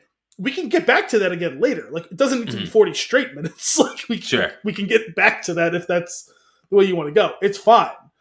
Just, like, let's move on. Let's move on and advance the plot a little bit. Until I read the book, I'm just going to assume that it's BD1. BD1. I'm sorry, I didn't even mention him as part of the group. That's right. Also, I appreciated that Cannon, the bogling that's stowaway, still on the ship. Amazing. You hear that noise? Something's in here. Well, it was great because no one ever like mentioned it like directly or saw it or whatever. They now acknowledge that it exists. It's 5 years later. It's still on the ship. It's great. That's so great. Grease is probably feeding it.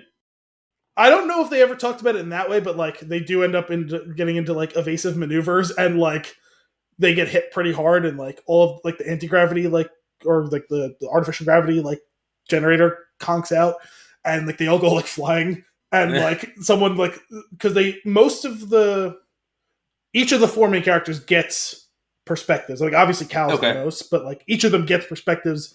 It's not even chapter by chapter. Like it kind of depending on what surface of the plot they're doing, they jump to it. And what the kind of cool thing is, it's like it's third person. The narration, even though it doesn't take on the voice of that character, it takes on like the cadence and like thought process of the character, which is actually kind of a cool way to write it. I feel like that's not always the case. How that would go. That's pretty sweet. And one of the characters is looking around the crash and like comments on the fact that the bogling which is typically sneaking around here or there, is currently tied up in the mess of people that is Cal and Sear and BD. Amazing. Greasy money. Exactly. What else are you consuming? Am I consuming anything else? No, actually, I think everything else basically that I've been consuming is what we'll talk about in the post-credits. So cool. I've got two more before we move on to our final segment. Firstly, I've made some more progress in Ashes of the Sun. I think I had described to you before that there's these two characters that are basically on a collision course, and you're just waiting for it to happen. It has finally happened. It's about time. And it was as complex as you would expect it to be, considering they're on opposing sides of society. So it was pretty cool. They're doing a good job. Some big things are happening. I really am enjoying it. It's weird. Occasionally the book seems really well paced, and then sometimes it doesn't. And I'm like, sometimes I feel I'm reading it and I'm just like, oh wow, like this is like I'm so pumped. And then there's other times where I'm like reading it and I feel like I'm rereading the same pages because I'm like what like what is why what's happening like what like and it's not that often and it's not that bad. It's just like it's a little bit. It feels a little inconsistent where it's almost like it might be a little too long for its own good with the story that it's trying to tell, but not terribly so. It's like I would knock off like maybe a quarter of a point. Like it's not like that bad. It's just something that I've noticed, and it also has to do with my cadence of reading it over a long stretch of time. Yeah. However, I am kind of excited that the next one seems a little bit more concise, which I feel like will help with this concern that I have. So we'll see where that goes. It's not uncommon for someone to write a book and then figure out how to be a little bit more efficient the next time around. Yeah. But anyway, I'm still very much enjoying it. And finally, the other night, my dad came over and we watched a movie. Well, everybody else was out, so he came over. We hung out. We had some Chinese food, delicious Chinese food. Went downstairs, got the room set up for a nice movie viewing. Then went through that ridiculous process of scrolling through every streaming service to decide which movie we were going to watch before landing on. Guess a genre. Oh, I was just going to guess Quantum Masala, but no. We almost watched Casino Royale though. Okay. Guess a genre of movie. Silent films. No. That was a good guess. It was a Western. We watched a Western. Because he wanted to watch Silverado, which he was explaining to me as one of his favorites, and I had never seen it before nor heard of it. And I was like, well, I've heard the name, but like I don't know anything about it. I was like, okay, cool. We went to look it up. Sure enough, it's one of the ones that's not available on anything, except we could have bought it, but he was adamantly like, no, like you have all of these things in all of these movies. We're not buying one right now. Like we're just gonna watch something. So like it's like cool, we'll watch that one other day. We ended up watching 3:10 to Yuma. Okay. Have you seen this? No, I know the movie, but I never saw it. So, really, really good performance on Christian Bale's part. I know he's a good actor. I've liked him in things. He breaks through a little bit different in this movie in a way that, like, oh, you're showcasing some stuff. Like, and I appreciated that. Russell Crowe. Also good, a little campy, but like kind of intentionally so with the character that he's playing. Overall, an entertaining movie. Westerns are entertaining. They're just. I feel like they're not 10s, but like I feel like they're solid 7s. The ones that I've seen in a way that like I'm big on westerns myself. No, the ones that I've seen, I've had fun with. I don't like. Then I don't plan on rewatching them, except for maybe Magnificent Seven, which maybe would be like an 8. I don't really know. I just really had fun with that one. But I find them fun, and there's like some plucky dialogue, and like they're all the same story. And it's whatever. But it was an entertaining watch. Nothing groundbreaking going on in the movie. In fact, more so a little bit confusing as like when you get to the end, you're like, wait, but why any of this? But I'm not going to worry too much about that because the ride was fun. Yeah. So, Alan Tudyk showing up. Love him. Oh, I didn't know. Plays the Doc. That leads me to, I will say, what we could actually put on this list perpetually is Zootopia and Frozen, because those are the two movies that Elio requests a lot. And Coco and Encanto. Those are his top 5 movies of all time. Also, the only 5 movies he's ever seen. So there's something really weird. So Alan Tudyk makes an appearance in a lot of voice roles. He's a very prolific voice actor, and in Frozen he plays the Duke of Wesselton. Oh, I didn't realize he was in that. And at the end, they call it Weaseltown, and he corrects them, and he goes, "It's Wesselton." It's a silly line, whatever. Yeah. In Zootopia, he plays a character called Duke Weaselton, and someone calls him Wesselton, and he goes, "It's Weaselton," and I'm just like, that's funny. What is happening here? What is this Frozen Zootopia crossover? That's kind of a funny wink. It's a weird little thing that I noticed the other day. I was like, also the voice is unrecognizable. He's really good. He can do some. So like the other day is when I had noticed that the line, and I was like, well, that's funny. I was like, what? Like Duke of Wesselton, Duke Weaselton, and the same inverse line of like, no, it's Wesselton, no, it's Weaselton. I was like, that's really silly. And then I was like, I wonder who plays this. It kind of sounds like a Steve Buscemi like. And then I found out it was Alan Tudyk. I was like, oh, that's a pretty good. I would have never guessed it was him. This is good. And then I was like, I wonder who plays the Duke of Wesselton. And when it was him, I was like, wait a minute. He's just everywhere. But good times. I think with that, it is time for our flick of the week. Elvis, released in 2022, rated PG-13 with a 2-hour and 39-minute runtime. Your IMDb synopsis. The life of American music icon Elvis Presley, from his childhood to becoming a rock and movie star in the 1950s, while maintaining a complex relationship with his manager, Colonel Tom Parker. Just realized that there's more. Nope, there's not more. That's weird. They said more. I clicked it opened, and there was nothing else. Okay. Well, there was that stray period at the end of the sentence. True. That's fair. Tom Parker. Period. Yeah, fair enough. Pretty much a breakdown. Just Elvis. It's about Elvis. That's yeah. But Al, why don't you give us your Toot-length review? While Luhrmann's sensationalist style is a perfect fit for the excesses of Elvis's life and meteoric career rise, his meandering plot structure detracts from the narrative tension of the story, causing inconsistent pacing. 6.5 out of 10. I now have a much higher regard for Elvis and an elevated level of concern for Tom Hanks. 6 out of 10.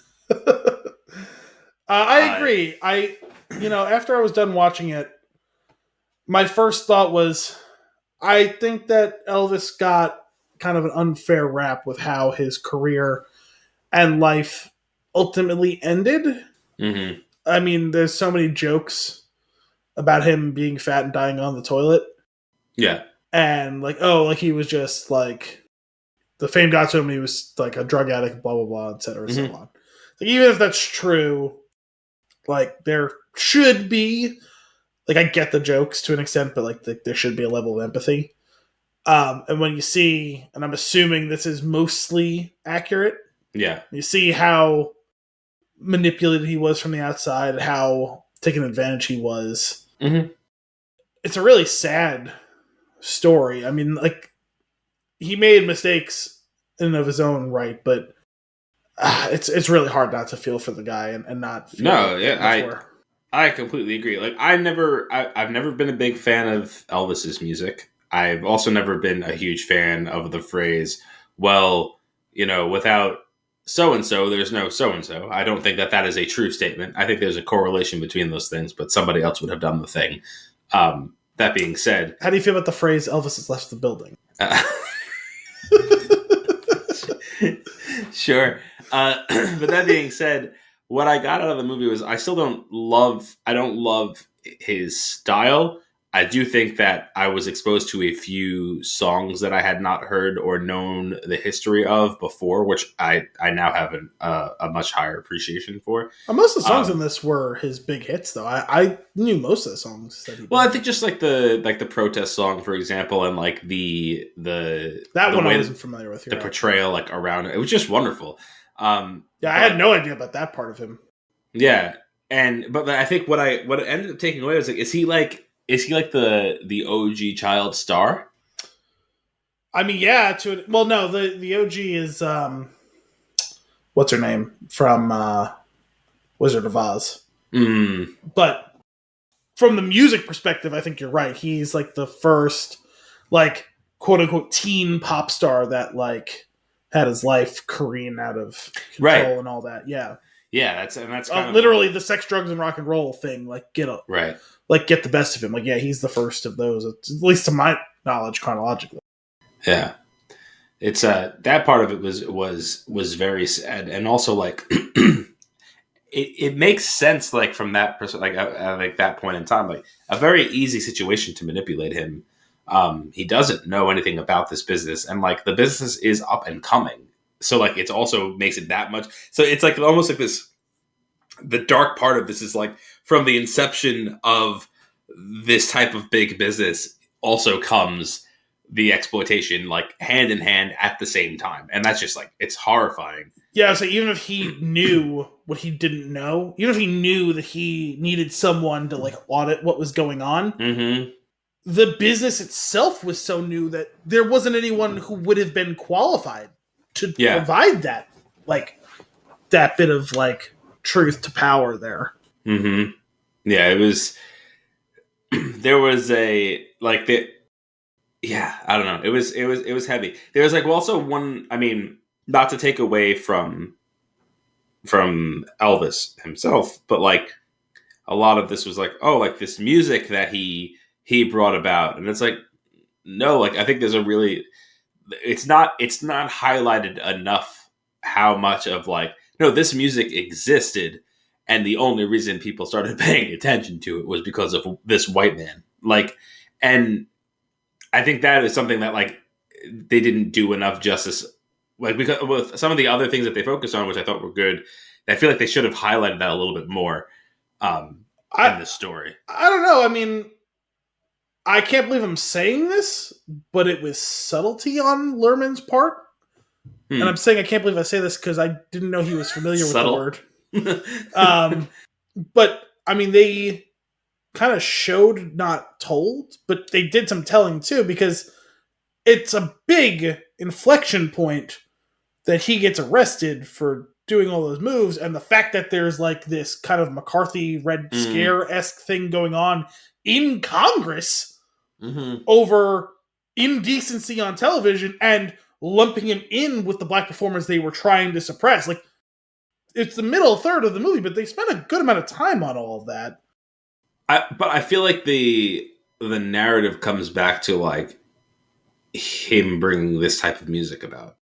No, I know, but like the connection. I mean, again, it was shown. I'm saying they didn't. I understand that they showed it, which I appreciate it, and they definitely it was there. I feel like it could have been elevated a little bit more. Well, I think if they spend any more time on it, you get bogged down. Not an Elvis movie. Well, not only that, but you get bogged down, and I'm not picking a side here because I don't know that there is. The reason the debate continues to rage is because there is no clear-cut answer. Like, both sides have legitimate points, but if you spent more time, or if you got more explicit in all of that, you get bogged down into the continuous debate about whether or not it was cultural appropriation by Elvis, whether or not he was robbing from black artists or not, whether or not that art form gets elevated without him. Like, it's an unwinnable argument. So if you get any deeper into explicitly saying those things, that's where you end up, and then you don't have a movie. Yeah, no, that's fair. All in all, I feel like I'm just really, I don't quite get, not quite. I do not get the Oscar nod. I do. Picture. It's not. The thing is, I heard someone say this a while ago when they were extolling the virtues of this movie. You're either a Luhrmann guy or you're not. I'm not.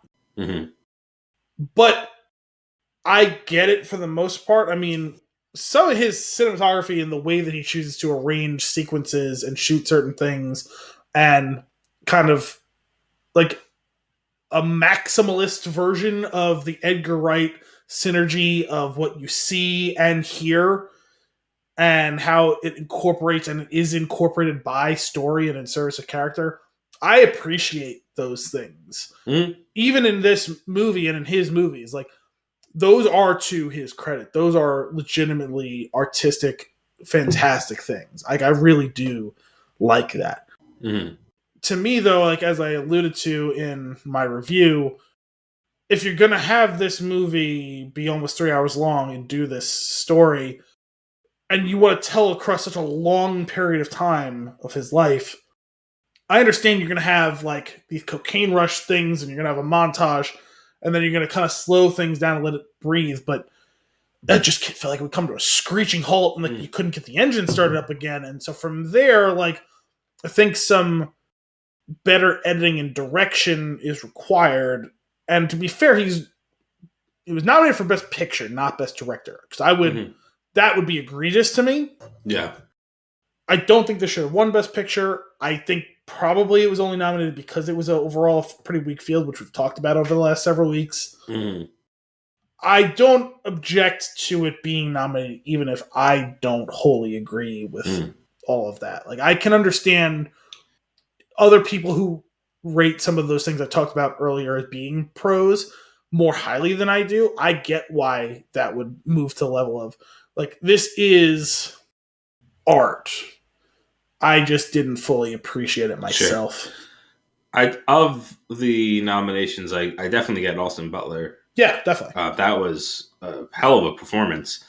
We made a joke, I think it was last week, about editing and how, okay, it was up for editing. I was like, that, like, without having seen the movie, that makes sense to me. And then you made a comment about, like, is the lack of editing worthy of an award or something to that degree, and which I thought was funny at the time. And then when the movie started and we're about 30 minutes in, I'm like, we need to slow down or I'm going to throw up. Like, it is just, this is happening. Now this is happening. Now this is happening. I was like, Jesus Christ. I mean, the scene of, like, his first big show, like, that is fantastic. Yeah.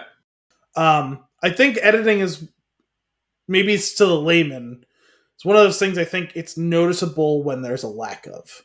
I think it's hard to point out spectacular examples of it. Like with action scenes, you can say, "Oh well, that was cut together really well." Mm-hmm. But as far as like a whole piece of a movie, I struggle at saying that was a fantastic job of editing. I think it's easier for me to say, "Oh, that was a bad job of editing." That's fair. Which is what goes to show, like, we are amateurs ultimately. Yeah. Right? Like I think that's probably the true assessment. Yeah, that's totally fair. It's really funny. Within that, his first show, and like then going on to like more shows, we get to the point of women throwing their undergarments at him, right? And it happens once, then it happens again. Are those women's panties? There's a transition from all of that chaos to like more storytelling, and there's a moment where it gets quiet, and Kim next to me goes, "But are they taking it off, or did they bring extras?" like not asking. I feel like not asking me directly was just kind of more rhetorical questions. they all went full Hansel. Oh man! Also, I flat out did not recognize. On the topic of vaguely obscure Lord of the Rings actors, I did not recognize that the kind of has-been country star at the beginning was what's his name from the Lord of the Rings. It was David Wenham. Yeah, I had no idea it was him until I looked at the cast list later. I had to look that up myself. I was like, I do know the face though, and I couldn't like quite figure it out. And what was this? What was his son? What was that movie? From Power of the Dog. Oh my god! Just what? Kim was actually on fire during this one because he showed up and she just went no. I mean, he was the least objectionable thing about that movie, probably. That's true. Also, I will say, despite not having a lot of time for this movie overall, I will always appreciate that this gave like birth the meme of when they first discover him and they're listening and the close up on Tom Hanks. He's white.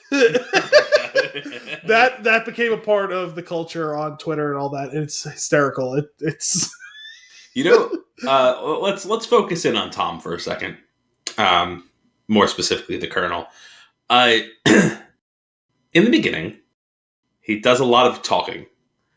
He says a lot of things about being a snowman and about separating people from their money, which is the gist of it. I know, this confused you so much that you had to come to me in private and ask me, do you know what he's talking about? Right.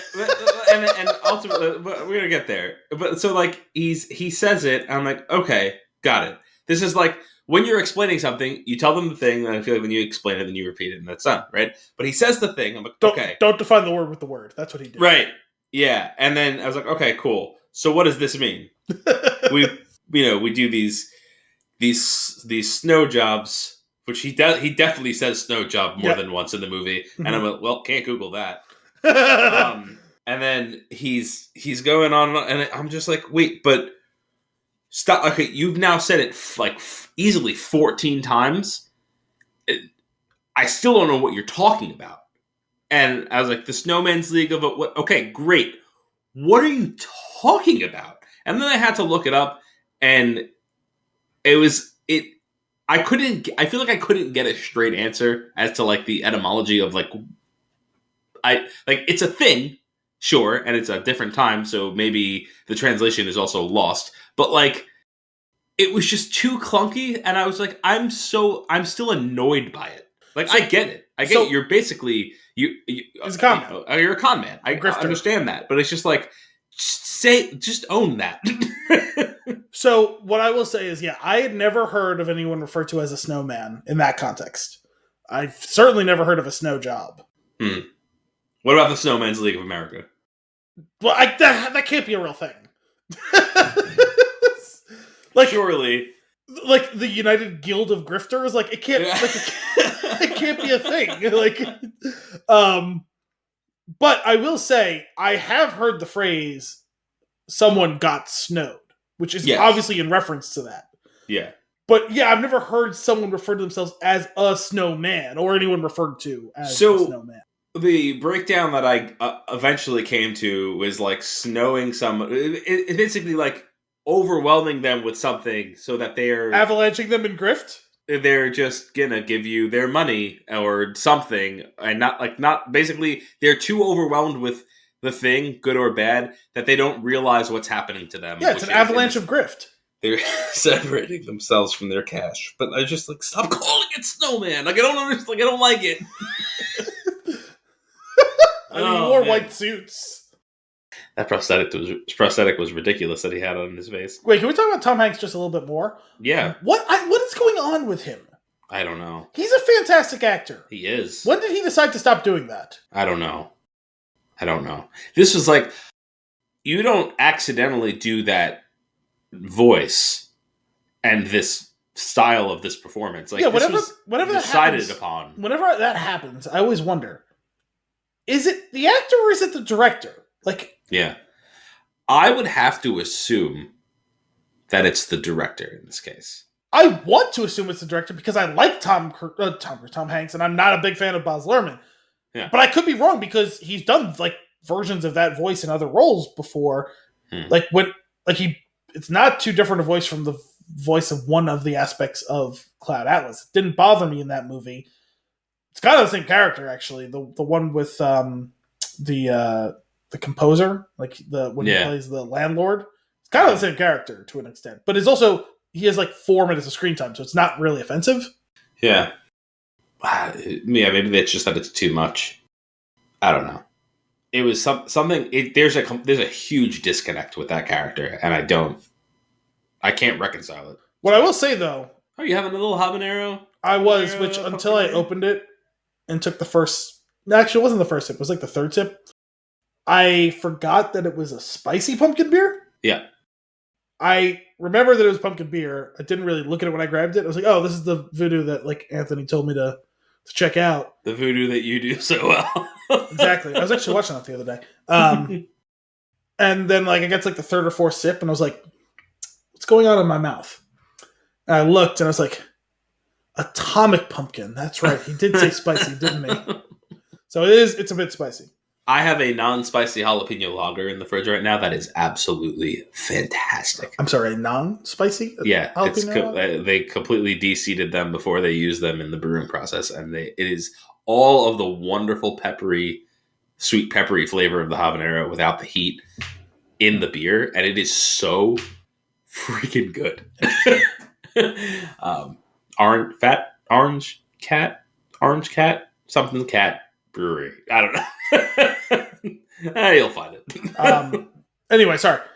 I almost forgot what I was talking about, but early on in the movie, I was a little afraid, considering it's from the perspective of Colonel Tom Parker that was his name, right? Tom Parker? Yeah. On his deathbed or whatever. And he's talking and he's really covering his own ass in the narration. And I was like, wait, is this just going to be this thing that makes it no, I wasn't the bad guy. Because he keeps basically saying it throughout the whole movie.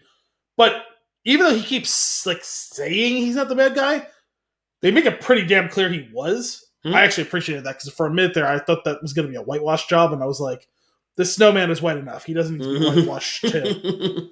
So I was a little worried about that early on. I was glad that the snow is definitely yellow. He is piss. He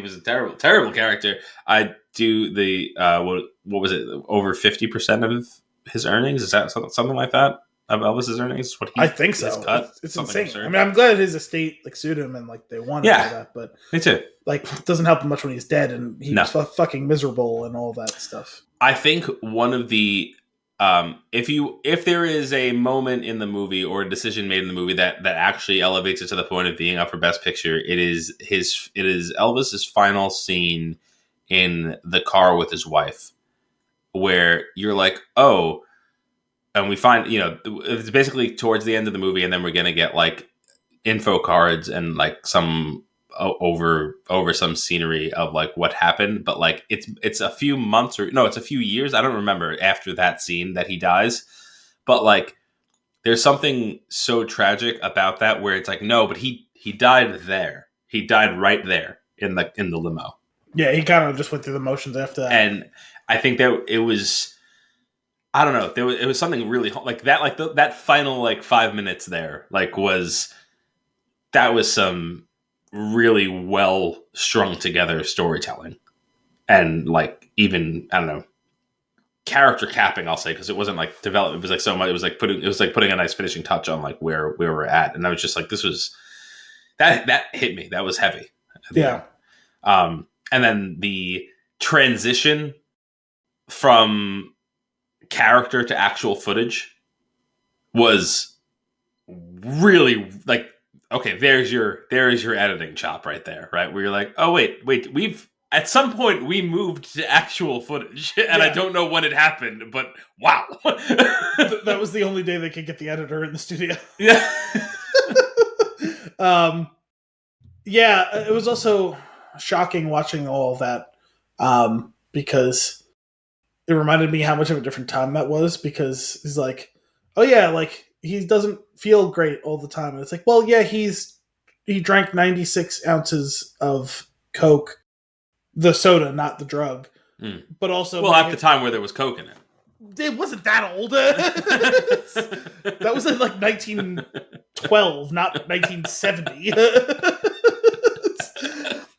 He just drank, because there was the big Coke... Big gulps. Yeah, big gulps on top of the piano. Yeah, there's a lot. While his doctor's shooting him up with a whole cocktail of things, and it's mostly it's fine. The doctor will make you feel better. It's man, that was a different time. Oh, just drink one of these, you'll feel better. 6 big gulps later, and it's also a cocktail of drugs. There's Dr. Pepper. That's basically medicine, right? He's a doctor. He's a doctor. He didn't go to Soda Medical School for 7 freaking years. He's a doctor of peppers. Evil Soda Medical School. He's a pepper surgeon now.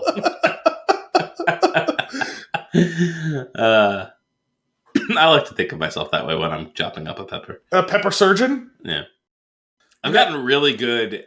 Surgeons, if they dice you, they've done their job wrong. No, but here's where the magic happens. I've gotten so good over the years at cutting peppers, of completely removing the seeds without any mess of all of various types of peppers. And maybe I am Dr. Pepper. I am the Dr. Pepper. Oh man. Do you have anything else? I mean, it was. I don't really have much else. The Tom Hanks performance is jarring and concerning, and then the Austin Butler performance is wonderful and so convincing, even if he still has the accent, which is weird. It is. I think we've talked about it on the show before. I know I've talked about it just generally in the past. I always wonder how actors who can do a lot of different voices, if they lose track of their voice, I don't Alan Tudyk, I guess maybe he just settled on a voice. I don't know what the original voice was. Yeah. Because he does so many different voices. We talked about him earlier. I thought about it with Gary Oldman. He has done so many different voices. When you talk about the differences between just regular old Gary Oldman voice versus Commissioner Gordon voice versus John Baptiste Emmanuel Zorg voice versus Winston Churchill voice. You got to lose it eventually, right? All of the many Tom Hardy's voice. I know for a fact Tom Hardy's lost his voice. I have not heard him sound the way he sounded in Inception since Inception. Yep. He hasn't done that voice in almost 15 years. That's kind of wild. And I'm pretty sure that's his voice. Yeah, I think so too. I am not surprised that someone would lose. Now, it's the first impression I'm aware of him doing Austin Butler, but and I guess it's not the end of the world, but I can't imagine Fade Routha fighting Paul Atreides and sounding like Elvis. It's going to be immersion breaking for me later this year when Dune Part 2 comes out. And he's got this weird Tennessee twang. I can't. No, whatever voice he comes up with for that character will be his voice until his next role. I don't know. He's still doing red carpet interviews at the Oscars, and he sounds like fucking Elvis. They already been shooting that movie. I think principal photography is done on that movie. It comes out later this year. Yikes! That is so weird. Huh. We'll see what happens. The only other thing I want to highlight, just because we didn't talk about it anyway, is I did appreciate some of those other like shows from early on in the movie, and I was not expecting to see, just because like I don't know the history, the Little Richard performance at a little club, and watching him just go absolutely nuts like that. Like I know that he had like some serious like histrionics and went over the top in his performances, but like that was an incredible performance. Yeah, it was really good. That was a really cool scene to see that like that. Yeah, I agree. Well, I think we are finally closing the books on the 2023 Oscars. It's probably for the best. We're probably not going to do anything else from those categories. So, I mean, unless at some point eventually we'll do Avatar when I finally get to see it. But yeah, cool. Well, that's all for this week's episode of Flix and a Six. We hope you enjoyed it. As always, if you have a movie for us to review or nuggets for us to discuss, you can send those requests to flixandasix@thespintune.com. But tune in next week for more movie and beer goodness. Until then, I'm Anthony Costanzo. I'm Al Biolsi. Thanks for coming out.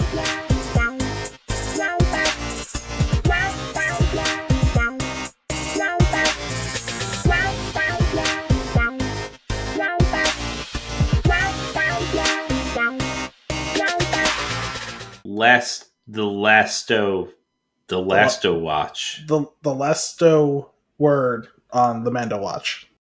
Ted Lasto watch. Okay. The Lasto word on the... What was it? The Lasto word on Mando watch? Mando watch. All right, where do you want to start? Let's start with The Last of Us, since that ended. It was a few weeks ago now. Tell me your thoughts. So the series is over. Well, the season is over. The first game is concluded. Yeah. So when we talked about it the last time, I don't remember if it was on the show or if it was when I was at your house, because that night was when the finale aired. I said I was a little surprised. I didn't know if maybe they were going to push some of it off to the next season, because it was my impression that they still had like a weird amount of material left. Turns out I was wrong, although I remembered the broad strokes of this from Brian's review. Mm-hmm. I guess I thought it would take more time to get from where they were to when the procedure was going to get done and he breaks her out. Yeah. For whatever reason, I thought there was more in there. And to me, it was a little shocking how abrupt this episode, like how abruptly this episode just gets to that. Yeah. Mm-hmm. And so like that explains why I felt like there was some sort of disconnect. Like obviously there wasn't like, I knew there wasn't a season's worth of material, but like to me it was like, oh, it feels like there should probably be like at least another whole episode maybe worth of material. I would say, yeah, I totally get that. I don't think that there needed to be a lot more. I think that if this was a whole episode, it would have been it was too short. It was 45 minutes. It was, I feel like this could have dealt with, I mean, maybe they used up that allowance with having basically like 2 episodes for the first episode, but like this could have 15 used minutes. Yeah, I was like, gonna say 15, 20, 30 minutes more, honestly. Yeah. Ultimately, it's too quick from getting Joel and Ellie finally back together and like then jumping immediately to them being separated again. Like they could have stretched that piece of it out before being in the hospital. It almost felt like, when you remember like gym class, did you guys have to like run the mile or whatever in gym class? No? No. Really? Yeah. You're only like a year and a half older than me, right? 2.5 years older than me? I forget. Yeah. 2 years. I don't know. I'm 88, you're 90. That's how I look at it. It's a year and a half, though. Okay. Yeah. So, wait, you guys didn't have to ever run, like, not even in middle school or anything like that? No. So just because you were in the city? I don't understand. Probably. Well, I did K through 8 at a Catholic grade school, which didn't conform to any of the rules. That might be part of it, too. But still. Then I went to high school where gym was open voluntary. Like you really could just get away with doing nothing in gym. I don't know. I mean, like participation was like very suggested, but like you still have to like physically show up to the thing. You would think, like you didn't have to try, but like you had to be there and do sometimes, it. Sometimes no.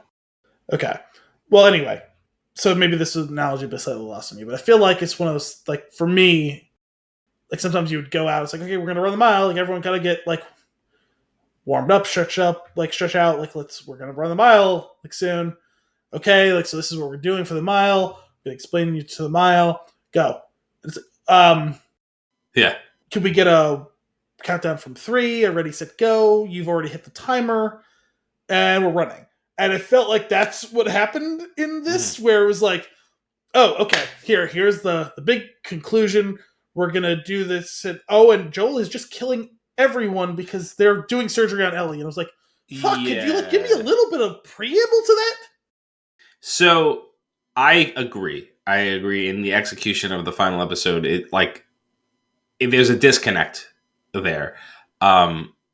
I will say I could see a scenario where they do this intentionally for it to be kind of abrupt and for you to be like, wait, what is happening? Like, and because what that ends up doing is, for folks that aren't familiar with the story, is afterwards you have no choice but to reprocess what just happened, right? Because it's so fast. Yeah. But I think for a show that was so well written and so tightly plotted, though, I think there's a way to just give you, even if it's 5 more minutes of dialogue, to just really set the table so you can sink your teeth into the meal. I completely agree. I honestly, in my opinion, it's the only misstep that they made the entire season. So. And it's like so jarring a misstep because there was no other ones, really. Yeah. It's weird.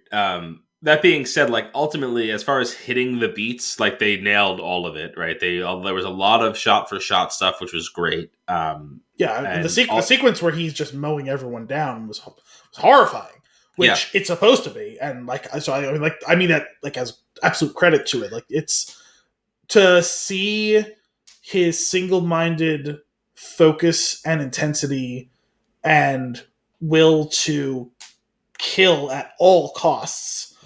His refusal to be denied. Like, he should have been in danger, and he's basically the Terminator. And in a different context, that would be cheesy. And in this, it's actually kind of powerful storytelling. Yeah. So I really appreciated that. There is something to be said for like the, like I blacked out, like I'm seeing red, like all like, but like, yeah, Joel switches into, he regresses into the person that he was when he was just a survivor, because he is just doing what he thinks is right to protect Ellie. Like, and it is very automatic, which I think that's kind of where I'm getting at. Like, where like that could have been the choice that they made, whether it's the right one or wrong one is fine. Like for you to judge, but I could see like that being the reason they did it the way they did, to show you how quickly he can snap into that mode. Yeah. And like, consequences be damned. Like this is what he's doing. Like he will ultimately believe that he is in the right. Like he's never going to apologize for doing that. Like he did it for the reason that he believes he did it. And he's okay. He's not happy about what he did, but he's okay with why he did it. Well, also reflectively, this really is like a powerful look at where he was earlier in the show, because he always had this capacity for not just violence, but skilled violence. Yeah. Like directed and controlled violence that he sure he could still kill, but he goes through this untouched. Yeah. Against other people who are like trained, like they're able to fight as well. And he like got stabbed by a guy with a baseball bat, which is not like a sentence that should be possible, because typically baseball bats are blunt objects. And that was one guy who was not trained. He was just some scrapping scavenger. And it's like, it goes to show you how low he was. And he knew it, because he told her before that, I can't do this anymore. You are going to die because I can't protect you. Yeah. He could all along. He just had lost it within himself. He lost that drive and that will and that determination to be maximum that at all times in the ways that he needed to be. And now to see that he's regaining that, like, that's pretty powerful, like, character development, storytelling. Yeah, for sure. Man. Yeah, it's a shame that they didn't stretch it out in the beginning, because it was so wonderful to see the two characters actually play off each other for a while, just them, when it was Joel and Ellie, and like they were talking and going through it, and the giraffes, and getting her over, like not over, but like breaking through Ellie, who is like clearly now severely traumatized, right? And like it was just the actors had such great chemistry, and those characters have such great chemistry. So it was awesome, and I just wanted more of it. And then like to get this storyline of like, I told, like Joel told Ellie about the guy who missed, and that's why, and like, but he's the guy who missed. Like that whole thing was like, holy shit! Like this is just, which from what I understand, that was a new addition. That's new, or a new interpretation, whatever. Yeah. And I was just, I don't know, blown away. It was so good. And then like, I was like, wow, like, okay, I wasn't concerned yet when they got the flashbang grenade. I was like, okay, this is fine. We're going to find out that these are the Fireflies. They're going to be in the building together. Cool. And then when we find out that they've already been separated, and I was like, oh crap. Like that's when it clicked for me. What was going on? I was like, oh, we that's why the episode is 45 minutes. I was like, we're at the end. I was like, Jesus. And I was like, yeah, I could have used a little more. Yeah. I was surprised that they went that direction, and I don't remember all the details in that. So I remember that he broke her out of there. I couldn't remember exactly how and why. And so like that threw me in this situation, because I guess I just always assumed there was some agency on her part, and it's probably not fair to say that that's why he broke her out. It's the excuse he will use to explain why he did it. It's not true. It's a convenient cover. And that's really what this comes down to, is the viewers debate over this sides in this conflict, right? Because it does come down. I'm noticing that people are falling into the same trap that Joel fell into. Of, well, is it right for him to want to love and protect her at the potential expense of humankind, versus is it right to do this procedure against her against her will, when you are doing it to save mankind? Mm-hmm. There are a couple of points in that, though. One, you don't know if it's going to work. Yeah. To rob her of that agency in that way. But like that's really what it comes down to, is the agencies. If they gave her that choice, I don't know what's the better way to do it. The way that it was done, it's a choice to do it this way. Like it's a choice to deliver this story in this way. To not tell her, to tell Joel, and to watch how it all burns down around that. Mm-hmm. That's a choice. I'm okay with it. I don't know if it's the best version of that. I'm not saying it isn't. Mm-hmm. It is complex. Because I was thinking, I found myself kicking around, well, what are the other ways like you could play that out? You could give her the choice. She could choose to do the right thing, and then he falls victim to, maybe at that point he finds out, oh, they're not confident this is going to work, but they're just going to try in desperation. Mm-hmm. Or you could give her the choice, act like you're honoring it if she decides she doesn't want to do it, find out they're going to do it anyway, and then he breaks her out that way. Or you could do it straight and have her agree to do the procedure, and then honestly that could be the end of the show in its own way. You don't even know if it works or not. I don't know what the right answer is. Mm-hmm. I don't think that any of those ways is wrong, including the way that they did it themselves, but that's the biggest thing in all this that I haven't seen enough people talk about. Is what the crux of this isn't whether it's right to sacrifice the many for the ones you love, or if it's right to disregard the few for the many. What this whole story about is agency. It's her agency to choose to martyr herself to try to save everyone, versus making the selfish choice to protect herself and one she loves. And then extrapolating out from that, he takes her agency away again by not telling her the truth. Mm-hmm. And you can hide behind he doesn't want her to have the guilt of everyone potentially's blood on her hands versus lying to her to try and preserve what you have in a selfish way, because in the end you're more afraid she's going to be mad at you than anything because you killed everyone. She couldn't even go back and try and fix it if she wanted to. Yeah. And like that is also a really cool way. So maybe if you do the first part of it differently, you lose that opportunity. And it sounds like the way the second game goes, they want to explore that aspect of it, which is fine. From what I know about the second game, like that will also be a really cool story to explore too. Yeah. I don't know. I don't have the right answer. I've been trying to work my way. There is no right answer. I think that's the point. There's no right answer. And I think that's kind of like I feel like that's what the game does. It's dark and it's complicated and it makes for a hell of a discussion piece at the end there. And like, because there's so many layers to it, because like to all of the points that you're saying, like there's also this fact that like, okay, let's explore giving Ellie the agency in that moment. In that moment, like she is also not equipped to make any sort of decision in her current mental state. Yeah. Right? So there's that complication.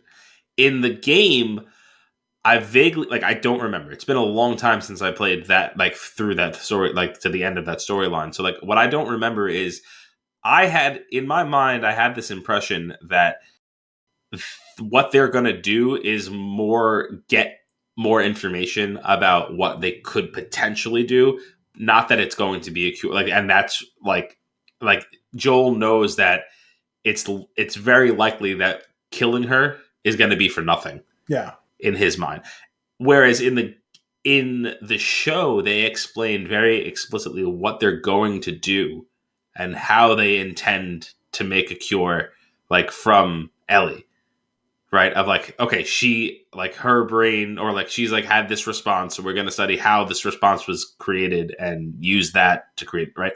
Which is like, that's a more direct path, which makes it even more, I feel like, even more complicated of a discussion point. It's like, okay, so like there's actually, I feel like it's weighted towards this could actually work in the show, whereas in the game it's like a complete crapshoot. But I still think they did a good job of framing it in the sense of, we feel good about this, like, solution. Yeah. But not, we're sure of the solution. Right. Because when if you take away that uncertainty, then it makes Joel look like a total psychopath. Sure. But there's also this added layer in the show that makes it a little bit more complex, or I don't know. It's weird with having fewer details in the game and more details in the show. It just kind of changes the conversation a bit in like different areas, because like in the show we have an assumption as to why Ellie is immune. Mm-hmm. In the game, we don't have any of that information. We don't know any of that history. So, like, I think that was another layer of, like, oh, like, Marlene should have a relatively good assumption as to why Ellie is immune, right? She came to the room. She understood what happened in that room when Ellie was born. Like, there's an assumption that could be made. Like, we haven't gotten any information of, like, have they tried to explore not necessarily replicating the exact scenario, but, like, why that would happen, and, like, is there any other way around? And I guess you could assume that they have, because they've been doing this research forever. But like, there's so many more questions, I feel like, because they gave us more details. Well, actually, it even makes it like an interesting sort of ambiguous, because Marlene has her suspicions that she didn't cut the cord before she got bit. But there's no way to test that hypothesis. Sure. But she still protects her as some sort of background. Hey, like, break glass in case of emergency situation. And then when she gets bit, it becomes this whole accelerated timeline of, well, okay, my deepest, darkest suspicions and fears seem to be proven true. Let's go ahead and go with this. Yeah. I don't know. It's wild. It's so intense. And like, I feel like the characters are so interesting. And I'm really excited to see what they do in the second season. Any final words on The Last of Us? The last word on The Last of Us. No, it was a really excellent season of television, and I'm looking forward to see what it comes up next, even though it'll probably be 3 years from now or something. Yeah, me too. There is talk of splitting the second game across 2 seasons. Yeah, I've seen that, which makes sense from what I'm reading. So yeah, that'll be cool. Sweet. All right, on to the next one. Man to watch? Sure. All right, so episode 3, right, is where we're at. Very entertaining episode. Lots of action. I love a good dogfight in the Star Wars universe. Like that stuff was just bananas. It looked great too. Visually, fantastic. Bringing Bo-Katan back to the group, and then her as of right now, you are part of this tribe, and her kind of second guessing how she felt about things, what with finding that beast under the water, and it's just it's a really interesting depth of character displayed there within, I don't know, 3 minutes of television, because really it was just the bookend of a much longer episode. Yeah, it was an interesting way to do that. It was a funny parallel to the Bill and Frank episode of The Last of Us, because we had 5 minutes of Joel and Ellie, a whole ass episode, 5 minutes of Joel and Ellie. Yeah, and we had the similar thing here where you have Din and Bo for a big sequence early. Don't see them for the whole rest of the episode. See them for 3 minutes at the end.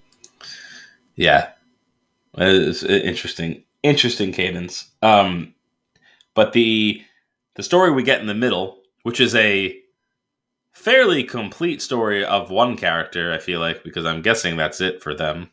The doctor who we brought back, Dr. Pershing, yeah, which was cool, and the exploration of that character and the uneasiness of okay, I was on the bad side and now I have to be here and try to live here, and people are staring at me, and I still want to do this work because I feel like the work is important, but not for the Empire, but kind of would do it for the Empire if that was the only way I could do it. It's really, I think it's a complex character, which is kind of cool, and just to get that. And it's a really cool execution of storytelling to have, we had the Din bookends with this story in the middle that is fairly complete, but it's just it was kind of awesome. It was fairly complete, and yet obviously it tips off what's going to happen somewhere down the line, because I guess I missed this line to an extent the first time when I was watching it, that they hinted that Gideon's escaped. Yeah, something like that. Well, there was some line "Oh, did you hear that Moff Gideon escaped?" And it's no, that's just propaganda. He's dead. And it's right. And I was I didn't process that line in any way, shape, or form. I assumed all along what's her name was working for him. Yeah, but I just assumed it was him pulling puppet strings from prison, type of deal. Sure, not that he's actually on the board somewhere. Yeah, because I feel like that would be either a big plot twist for down the line, or it would be one of those things where you start an episode, it's oh, okay, we're finally going to see what it's all about, and then you see him break out. It's oh, okay, and then maybe you don't see him for a while, and then he shows up. To hint at it in almost offhand this is kind of interesting. It's an interesting way to do this. We'll see how it all manifests itself. Making that character being it's always funny to me when they do the whole previously on The Mandalorian or whatever show, previously on X show, and then they show you a clip of a character in a situation from God knows when, just because they're about to bring that character back, and you're just oh, right. And you have to kind of dust off your memory of where they are, who they are, what the deal is. And I'm okay. I was so bad guy, not a bad guy. Okay. Maybe bad. Not quite sure where your sympathies are. But we'll see where this goes. You seem to be cool with the doctor. Maybe you are. Maybe you are cool. Maybe you are coming around, but you've done some stuff and you're not proud of. Maybe you're a Joel, right? I don't know. I don't know what your deal is yet. And then it's okay, you're good. Guess who's a broken man? haunted past. And it's like, oh, okay, you are actually like, you're a little bit of an adrenaline junkie. You're trying to, kind of feel something. Is what it seems like. Yeah. So you pull this job. You guys are going to break into the ship and get the stuff that you need. Okay, cool. Oh, there's somebody here. Very convincing. We're in trouble. Run out. Oh no. Twist. I am with them. Oh no, twist. I'm with the third party. Like, what is this? That was a lot to happen in the final few minutes of that storyline. And I was like, you really pulled the rug out from under me. Like, I knew it wasn't what it seemed, but it also didn't really quite seem like anything. So it was kind of hard to figure out what they were going to do. I knew it wasn't what it seemed. I just didn't know that what it wasn't is also not what it seemed. I also didn't know what it seemed. But that was kind of cool. So I guess they got the tools required to continue. She understands the tools required to continue the research at this point and has some of them, which I assume is enough to maybe move the needle on some project. I'm curious. Well, so first, I don't remember if we talked about this or not. There's been a lot of talk about this in like the ether about what's been going on with the Star Wars shows the last couple of years. And it seems like this at this point is basically pretty concretely like settled.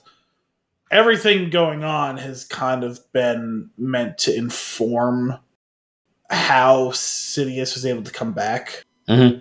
Because the Bad Batch is literally about clones and about this secret project that led to intentionally specialized clones. That's what the Bad Batch is.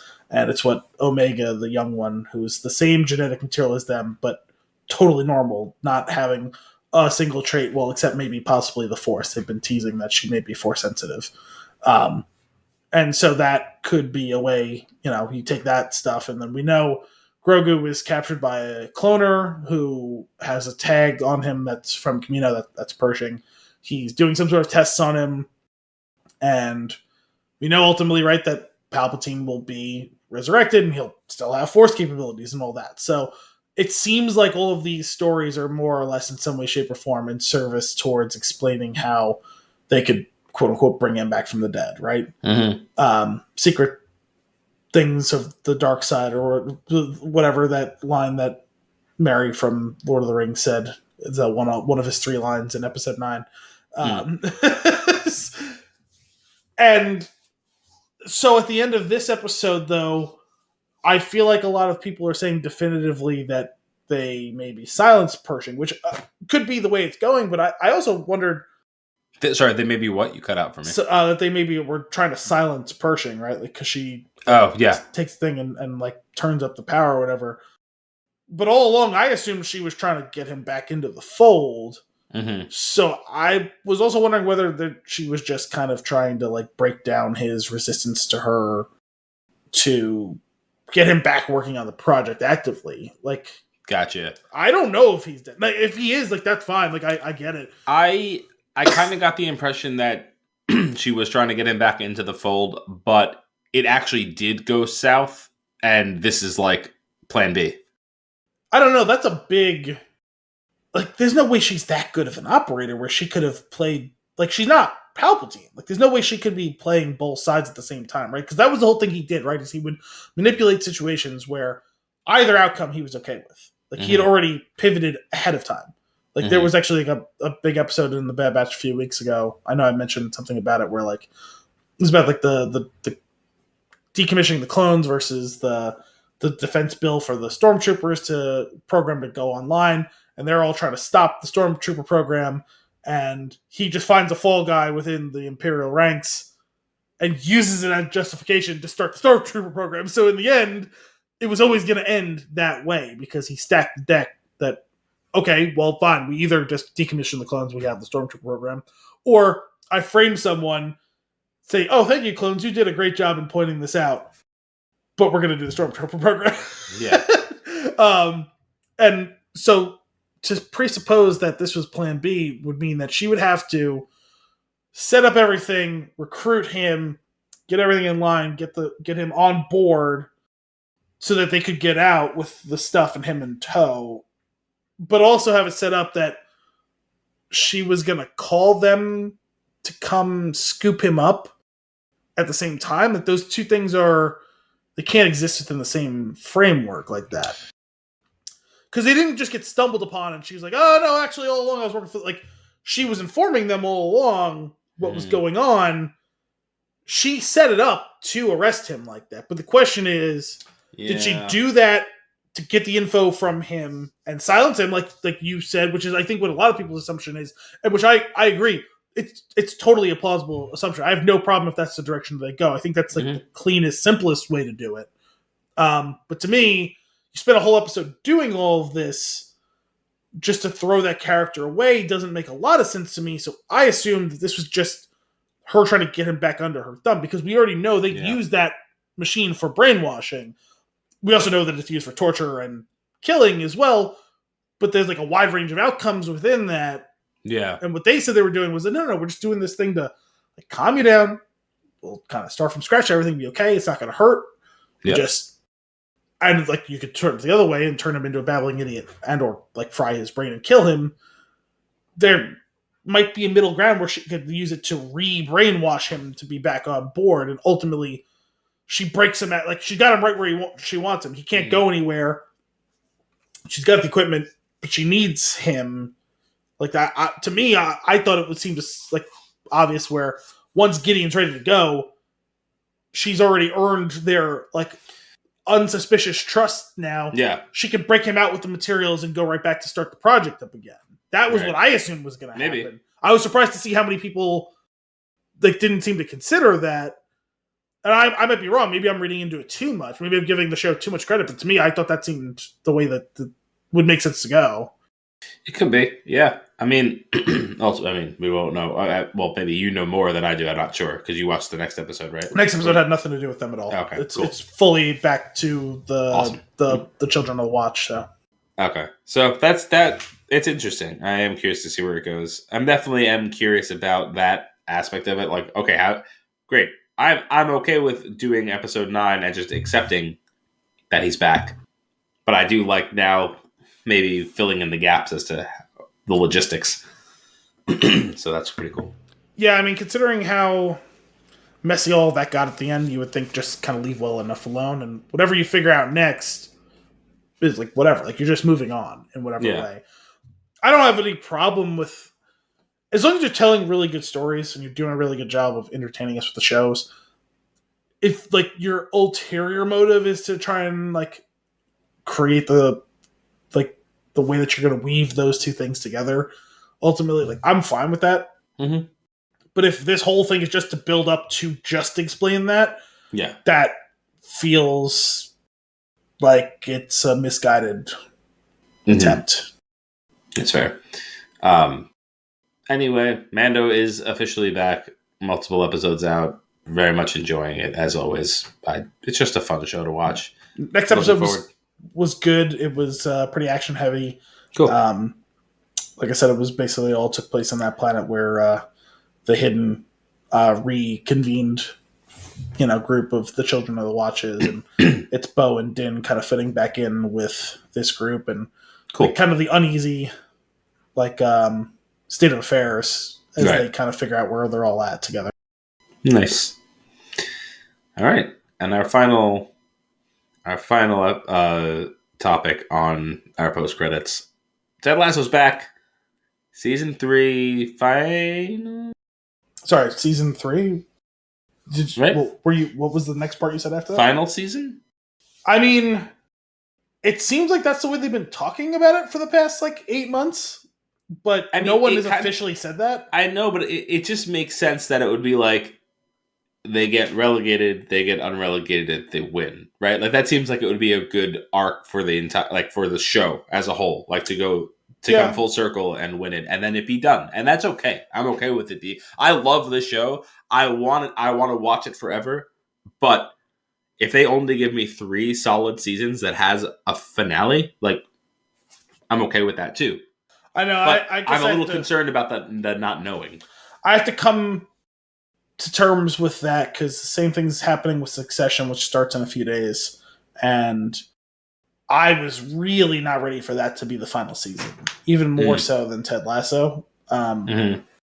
It was a bit of a shock to me. I'm sure it'll be great. I already read my close personal friend Alan Sepinwall put out something. I don't think he's seen the whole season, but he's seen like the first few episodes, and he's like, sure, kind of like posed the question of like, all right, like if you really wanted to be uncharitable, you could say like the show's been about the same thing over and over again, just executed and polished at like such a high level that it doesn't matter. It just keeps being the kids try to take Logan down. Logan smacks the ball down. They fight with each other. They get back together. They try to take him down. He goes like, can you keep doing that forever? The answer is probably no. Although if any show could get away with it for a lot longer than everyone else, it would be this one because they do it so well. And maybe deciding to end it will be the right choice. And like so far, like the first handful of episodes, and he like really did not spoil in any way, shape, or form what's coming. Like he's like, it still feels like Succession, but they're not just doing that again so far.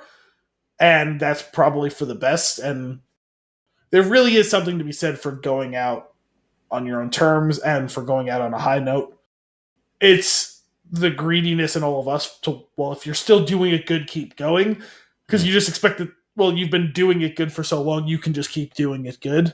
It's hard to say goodbye to anything. Sure. And finales are tough for anyone. The best shows, even the really good shows, don't always have good finales. Like it's hard to end things. Yeah, I completely agree that it's definitely hard. I feel like I am in the unique camp of like I have no, like if you told me if a show was like we're only going to do 2 seasons, I would like the first season ends, everybody loves it, we're only doing 1 more season, I'd be like, cool. Like it's Andor.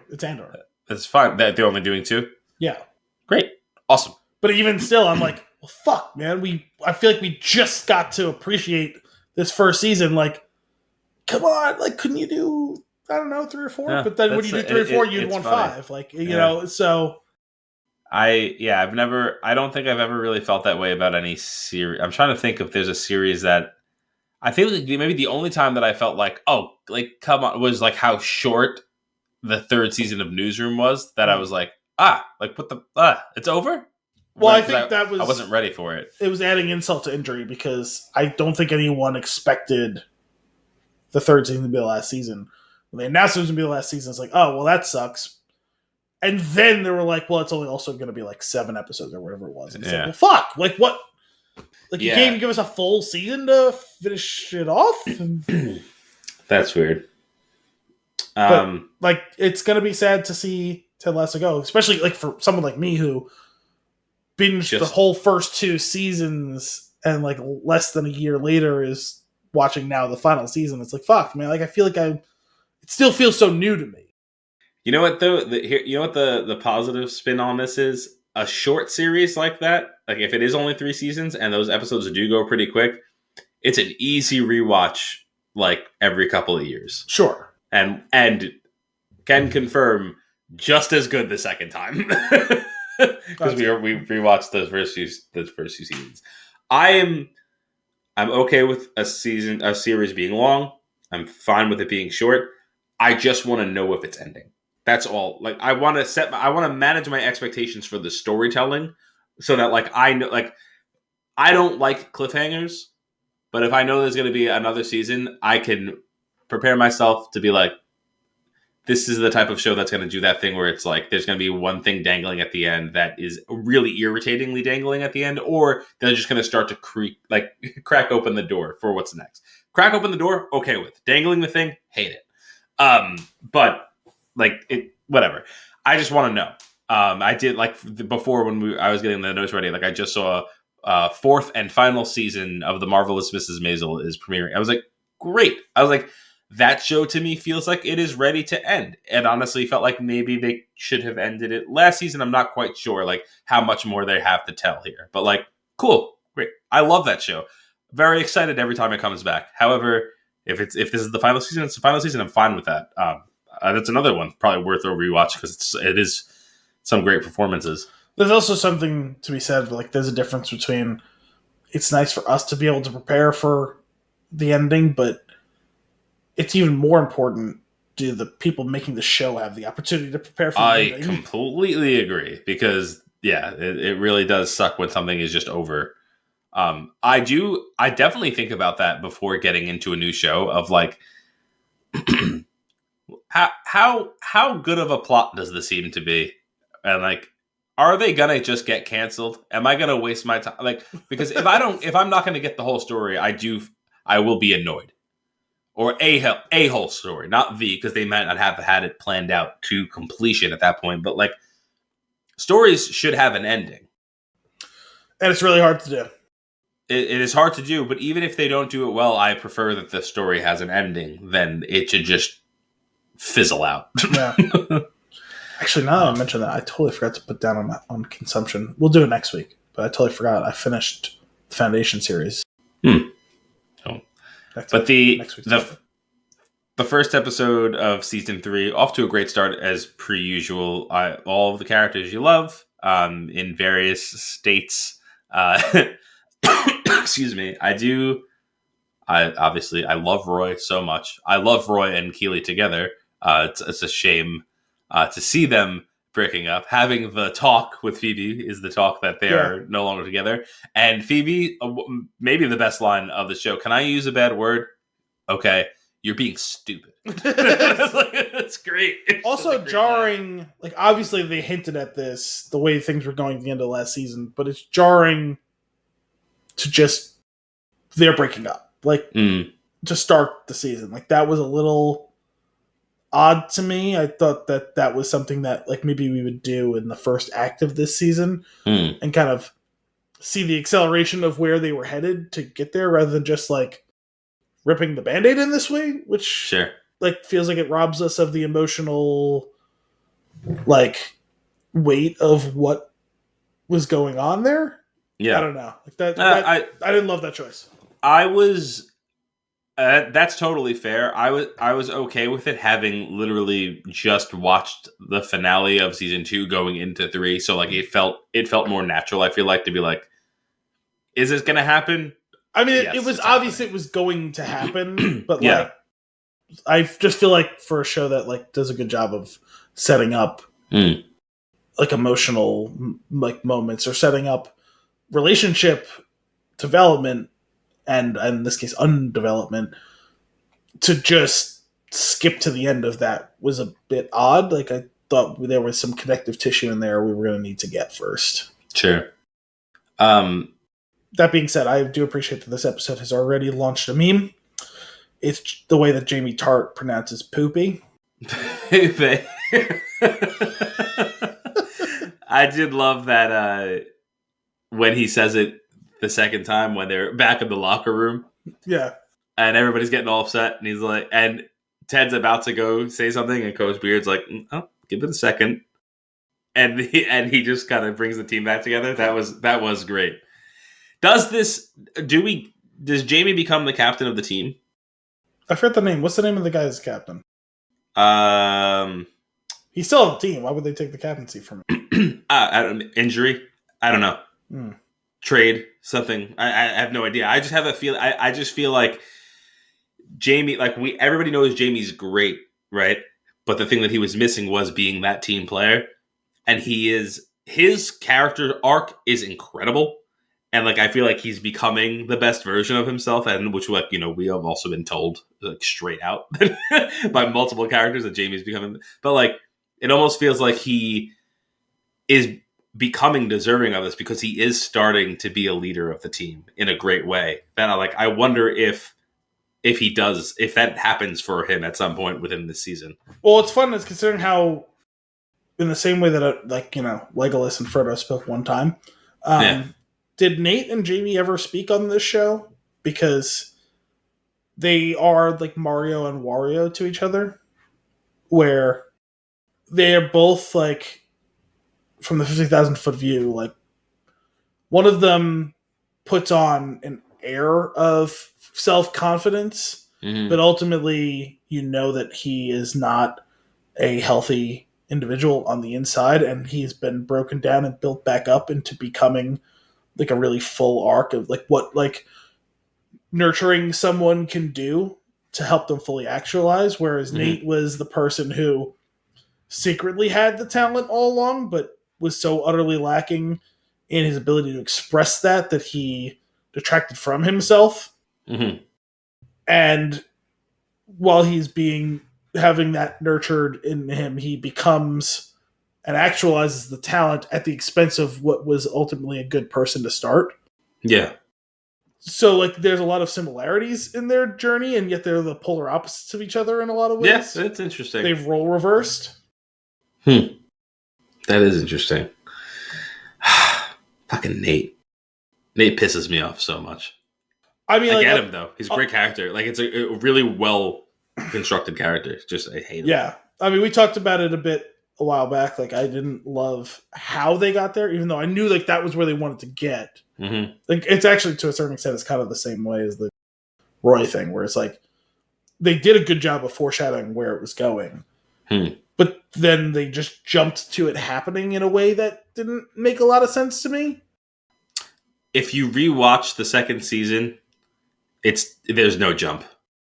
I felt that way the first time through. I was like, what? This was abrupt. But there's actually a lot of nuance in, like, background scenes and things like that are happening with Nate that, like, I feel like they actually do it a really good job. I mean, they're laying the tracks. Like, it was obvious what was coming. It's just it accelerates so quickly out of nowhere.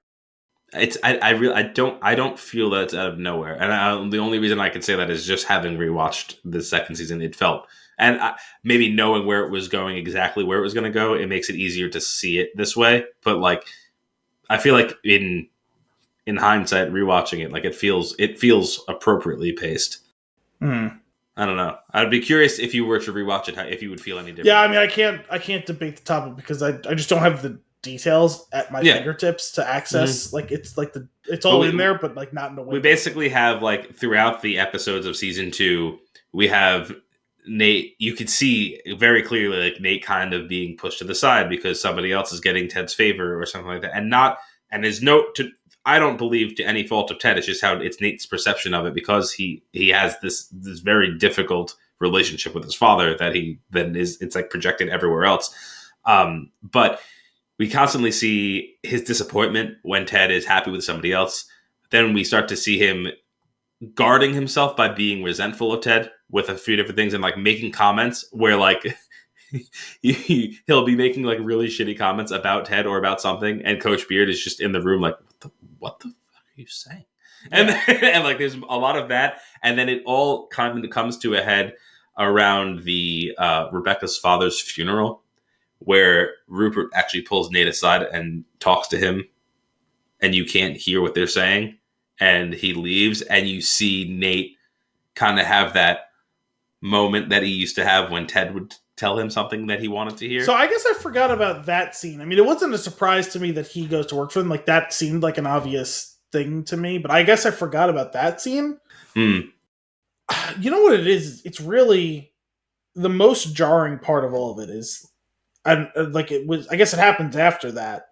So maybe, like, that injecting that confidence into him, because, like I said, he starts finding that confidence in the, like, the same, like, in the opposite way from how, like, Jamie, like, showed it, even though it wasn't real. When he kisses Keeley, it's, like, so abrupt. Yeah. And, like, I got it. Like, I don't have a problem with it all, but, like, that that acceleration made the least sense to me than versus, like the kind of, like, the shit talking and, like the arrogance and all that stuff. Yeah. That one, he definitely has some.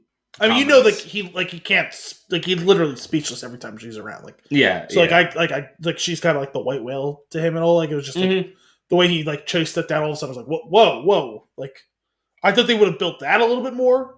Sure. And, that was another thing that actually accelerates his frustration with everybody is when Roy wants to murder Jamie, but when Nate says that he kissed Keeley, he's like, it's fine. Which, like, he does say, I guess when you look at it that way, considering it's not just that he's getting pushed to the side, it's getting pushed to the side for Roy, which actually, like, if there was anyone he was gonna be pushed to the side for, you would have thought he would be okay with it being for Roy. Right. Like, you would have thought he would have respected Roy in a way that he wouldn't respect Jamie. Mm-hmm. Like, yeah, okay, like, he hadn't worked his way from a coach, but also, like, fucking Nate was, like, the equipment guy. Yeah. Roy was the savvy vet. He did this for forever. He has the credentials to come in off the street and be a coach. Yeah. And it doesn't actually push Nate to the side. It's just that Nate wants to be the center of attention all of a sudden. And I guess that maybe that comes back to, was it Rupert? Is that his name? Yeah. Like him, like, beefing up. And to be fair, we didn't hear that conversation, like you said. Right. I guess I forgot about that scene, and that's kind of maybe an important skeleton key to all of this. But I don't know, like, it's like, yeah, like, he was making the shitty comments, and, like, even, like, Ted notices it, and I think I even said my frustration was more in the fact that Ted doesn't address it, considering he sees it for a lot longer than, like, while it's going on, and he doesn't say anything. It's the only time he doesn't get out ahead and address a situation. It's the only time he doesn't do it in the whole show. And I do think that he would have, provided he wasn't going through the very difficult stuff that he's going through in those moments. That's probably true. Like I said, I don't have a problem with overall like where it ended. I thought that there was some cracks in how they got there. You know what's really cool about the second season is it starts off with a focus on Nate's eyes, and it ends that way too. And I didn't know. I didn't even make that connection. I remember it ending that way because they do the whole thing where, like, there's this coach with gray hair blowing the whistle and shouting and, like, you know, guiding a team, and then they come in close and he turns around and it's Nate's eyes, right? That's it, the camera is there when the season starts, and when we were watching it, Kim was like, "Oh, that's how the season ends." I was like, "That is, whoa! Like, that's really cool." Like to think about, like, the stuff that, and while rewatching something like this is totally worth it, is, like, the stuff that they put in place that you wouldn't notice without rewatching it, or like I don't know, having a really clear memory of that. If you watch season 2 all in one or two sittings, maybe you make that connection immediately. But if you're watching it over the course of releasing each week, you don't. I'm sorry. You're not going to remember the bookend scene that way, unless it was, like, told to you. But it definitely made an impression in the finale. Yeah. So rewatching it in the season premiere, it's like, I didn't. That's pretty cool. Yeah, having seen it, like, around a year ago, I didn't make the connection. So yeah, but yeah, and then just, like, the idea of, like, oh, like, there's a very specific Nate story that is going to be told for this entire season, which is, like, it's going to start and end with him in a certain way, and I think I thought that was pretty cool. And then he's just such an asshole already in the third season, and he does things throughout the series. Well, sorry, throughout the second season. The first season, he's great. That make you really dislike him, right? And this particular one, the first episode, when he's going up the escalator and the person says hi to him and he doesn't respond in any way, shape, or form, I'm just like, I fucking hate you. Like, because he's literally reading his own press clippings. Like, oh, like, this hotshot owner, big important team, they hired me, and it's a recognition. He recognized my greatness, even if no one else does, and everyone else is a piece of shit for not recognizing my greatness. Mm-hmm. Man, I'm excited to see where the season goes. But I just can't. I love the show. Is so funny. It's so entertaining, and it's got so many great deep stories to tell too. It's just like it's got everything. Similar feeling with Shrinking. It's just got it all. My favorite stupid little thing in this episode was, I always forget the name of the guy. The guy who's like the president of the team. The glasses who works for Rebecca. Higgins? Higgins, yeah. Just couldn't remember his name. When she comes back from lunch with Keeley and she was crying and stained her blouse, and he shows that he's got the stain on his shirt. Yes. Oh my god. I love Higgins. Higgins randomly being in a closet, making it his office, always spilling his cup of pens. Yes. It's just... I told you... Very stupid gag. Before you started watching the show, I told you there was one particular scene that I couldn't wait for you to get to, and it was the scene in the first season where Ted is like, "Yeah, me and Higgy Stardust are having lunch later. We're having salads." And Rebecca's like, "Okay," and he leaves. And Higgins says, as he's going out the door, "I'll Caesar you later." And Ted bursts back through the door and goes, "Yes," right? And I love that scene. I forgot completely that in the second scene he does something very similar. Yeah. Where he has the letter from the doctor and Ted's like, I'm not reading it. And he walks out the door and Higgins goes, don't let her get away. And he punches the door back open and he grabs the letter and he walks out. He's so great. And then I love paying much closer attention to Coach Beard this time around. Mm. And he's so funny. His lines are so funny. His facial expressions are hilarious. His like, this is who I am. Here's the wall. Only a few people on this side of it. Right? And there's one of my favorite lines, though, because I love the way he shouts things sometimes. When Ted goes, we're going to nip that in the butt. And he goes, it's bud, coach. But like plants? Horticulture, baby.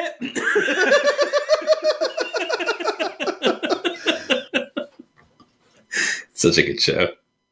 My other takeaway from this episode that I liked was it looks like Ted's losing his fastball, right? He lost his protege at the end of last season.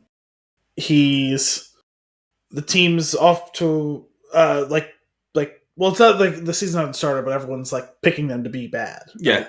Which is not uncommon for the team that's promoted, like this decent chance to get relegated again, right? Yeah. He doesn't seem to have a great handle on things at practice. They literally go into the sewer and all that. It seems like he's losing his fastball, and then to turn it around on the fly in that press conference. So like, awesome. He still got it. Yeah. And to see Rebecca come around being like, I doubted you, and I shouldn't have. Which was surprising considering like we spent the whole first like season and a half like getting her to trust him implicitly. Mm-hmm. That like he knows, like he doesn't have to get every little thing right to know that generally speaking he's doing the right thing. He's always going to keep like evolving and growing and making things better. Yeah. For her faith to be shaken that much in that way, a lot of it comes down to external factors, right? It really doesn't have to do with anything about him specifically. But it was nice to see just as quickly her realize, hey, listen, like this isn't even about him and about the team. Like this is about other things, and I'm taking it out on him because he makes it easy by being the oaf that he is. It makes him look like he's not in control, even though he ultimately probably is. Yeah. Oh, man. It is. There's a lot in very a comical execution. There is a lot of nuance there that you're describing. It's so. I love it. I love it so much. I can't wait to see where they go with it. I do wish I could watch all of the like. I'm not one for binging. I do like the weekly releases, but I love this show, and it's such a fast watch that I'm like, I would happily be burning through all of these episodes, like if it was the whole season drop. It's funny how a few years ago the future was we're gonna have this one or two streaming services, and we're just gonna watch our whole seasons of television, and now we're back to having 47 different things we pay for that are just dropping weekly episodes. Yeah. It's almost like I called this exactly from the start. Mm-hmm. It's true. It's true.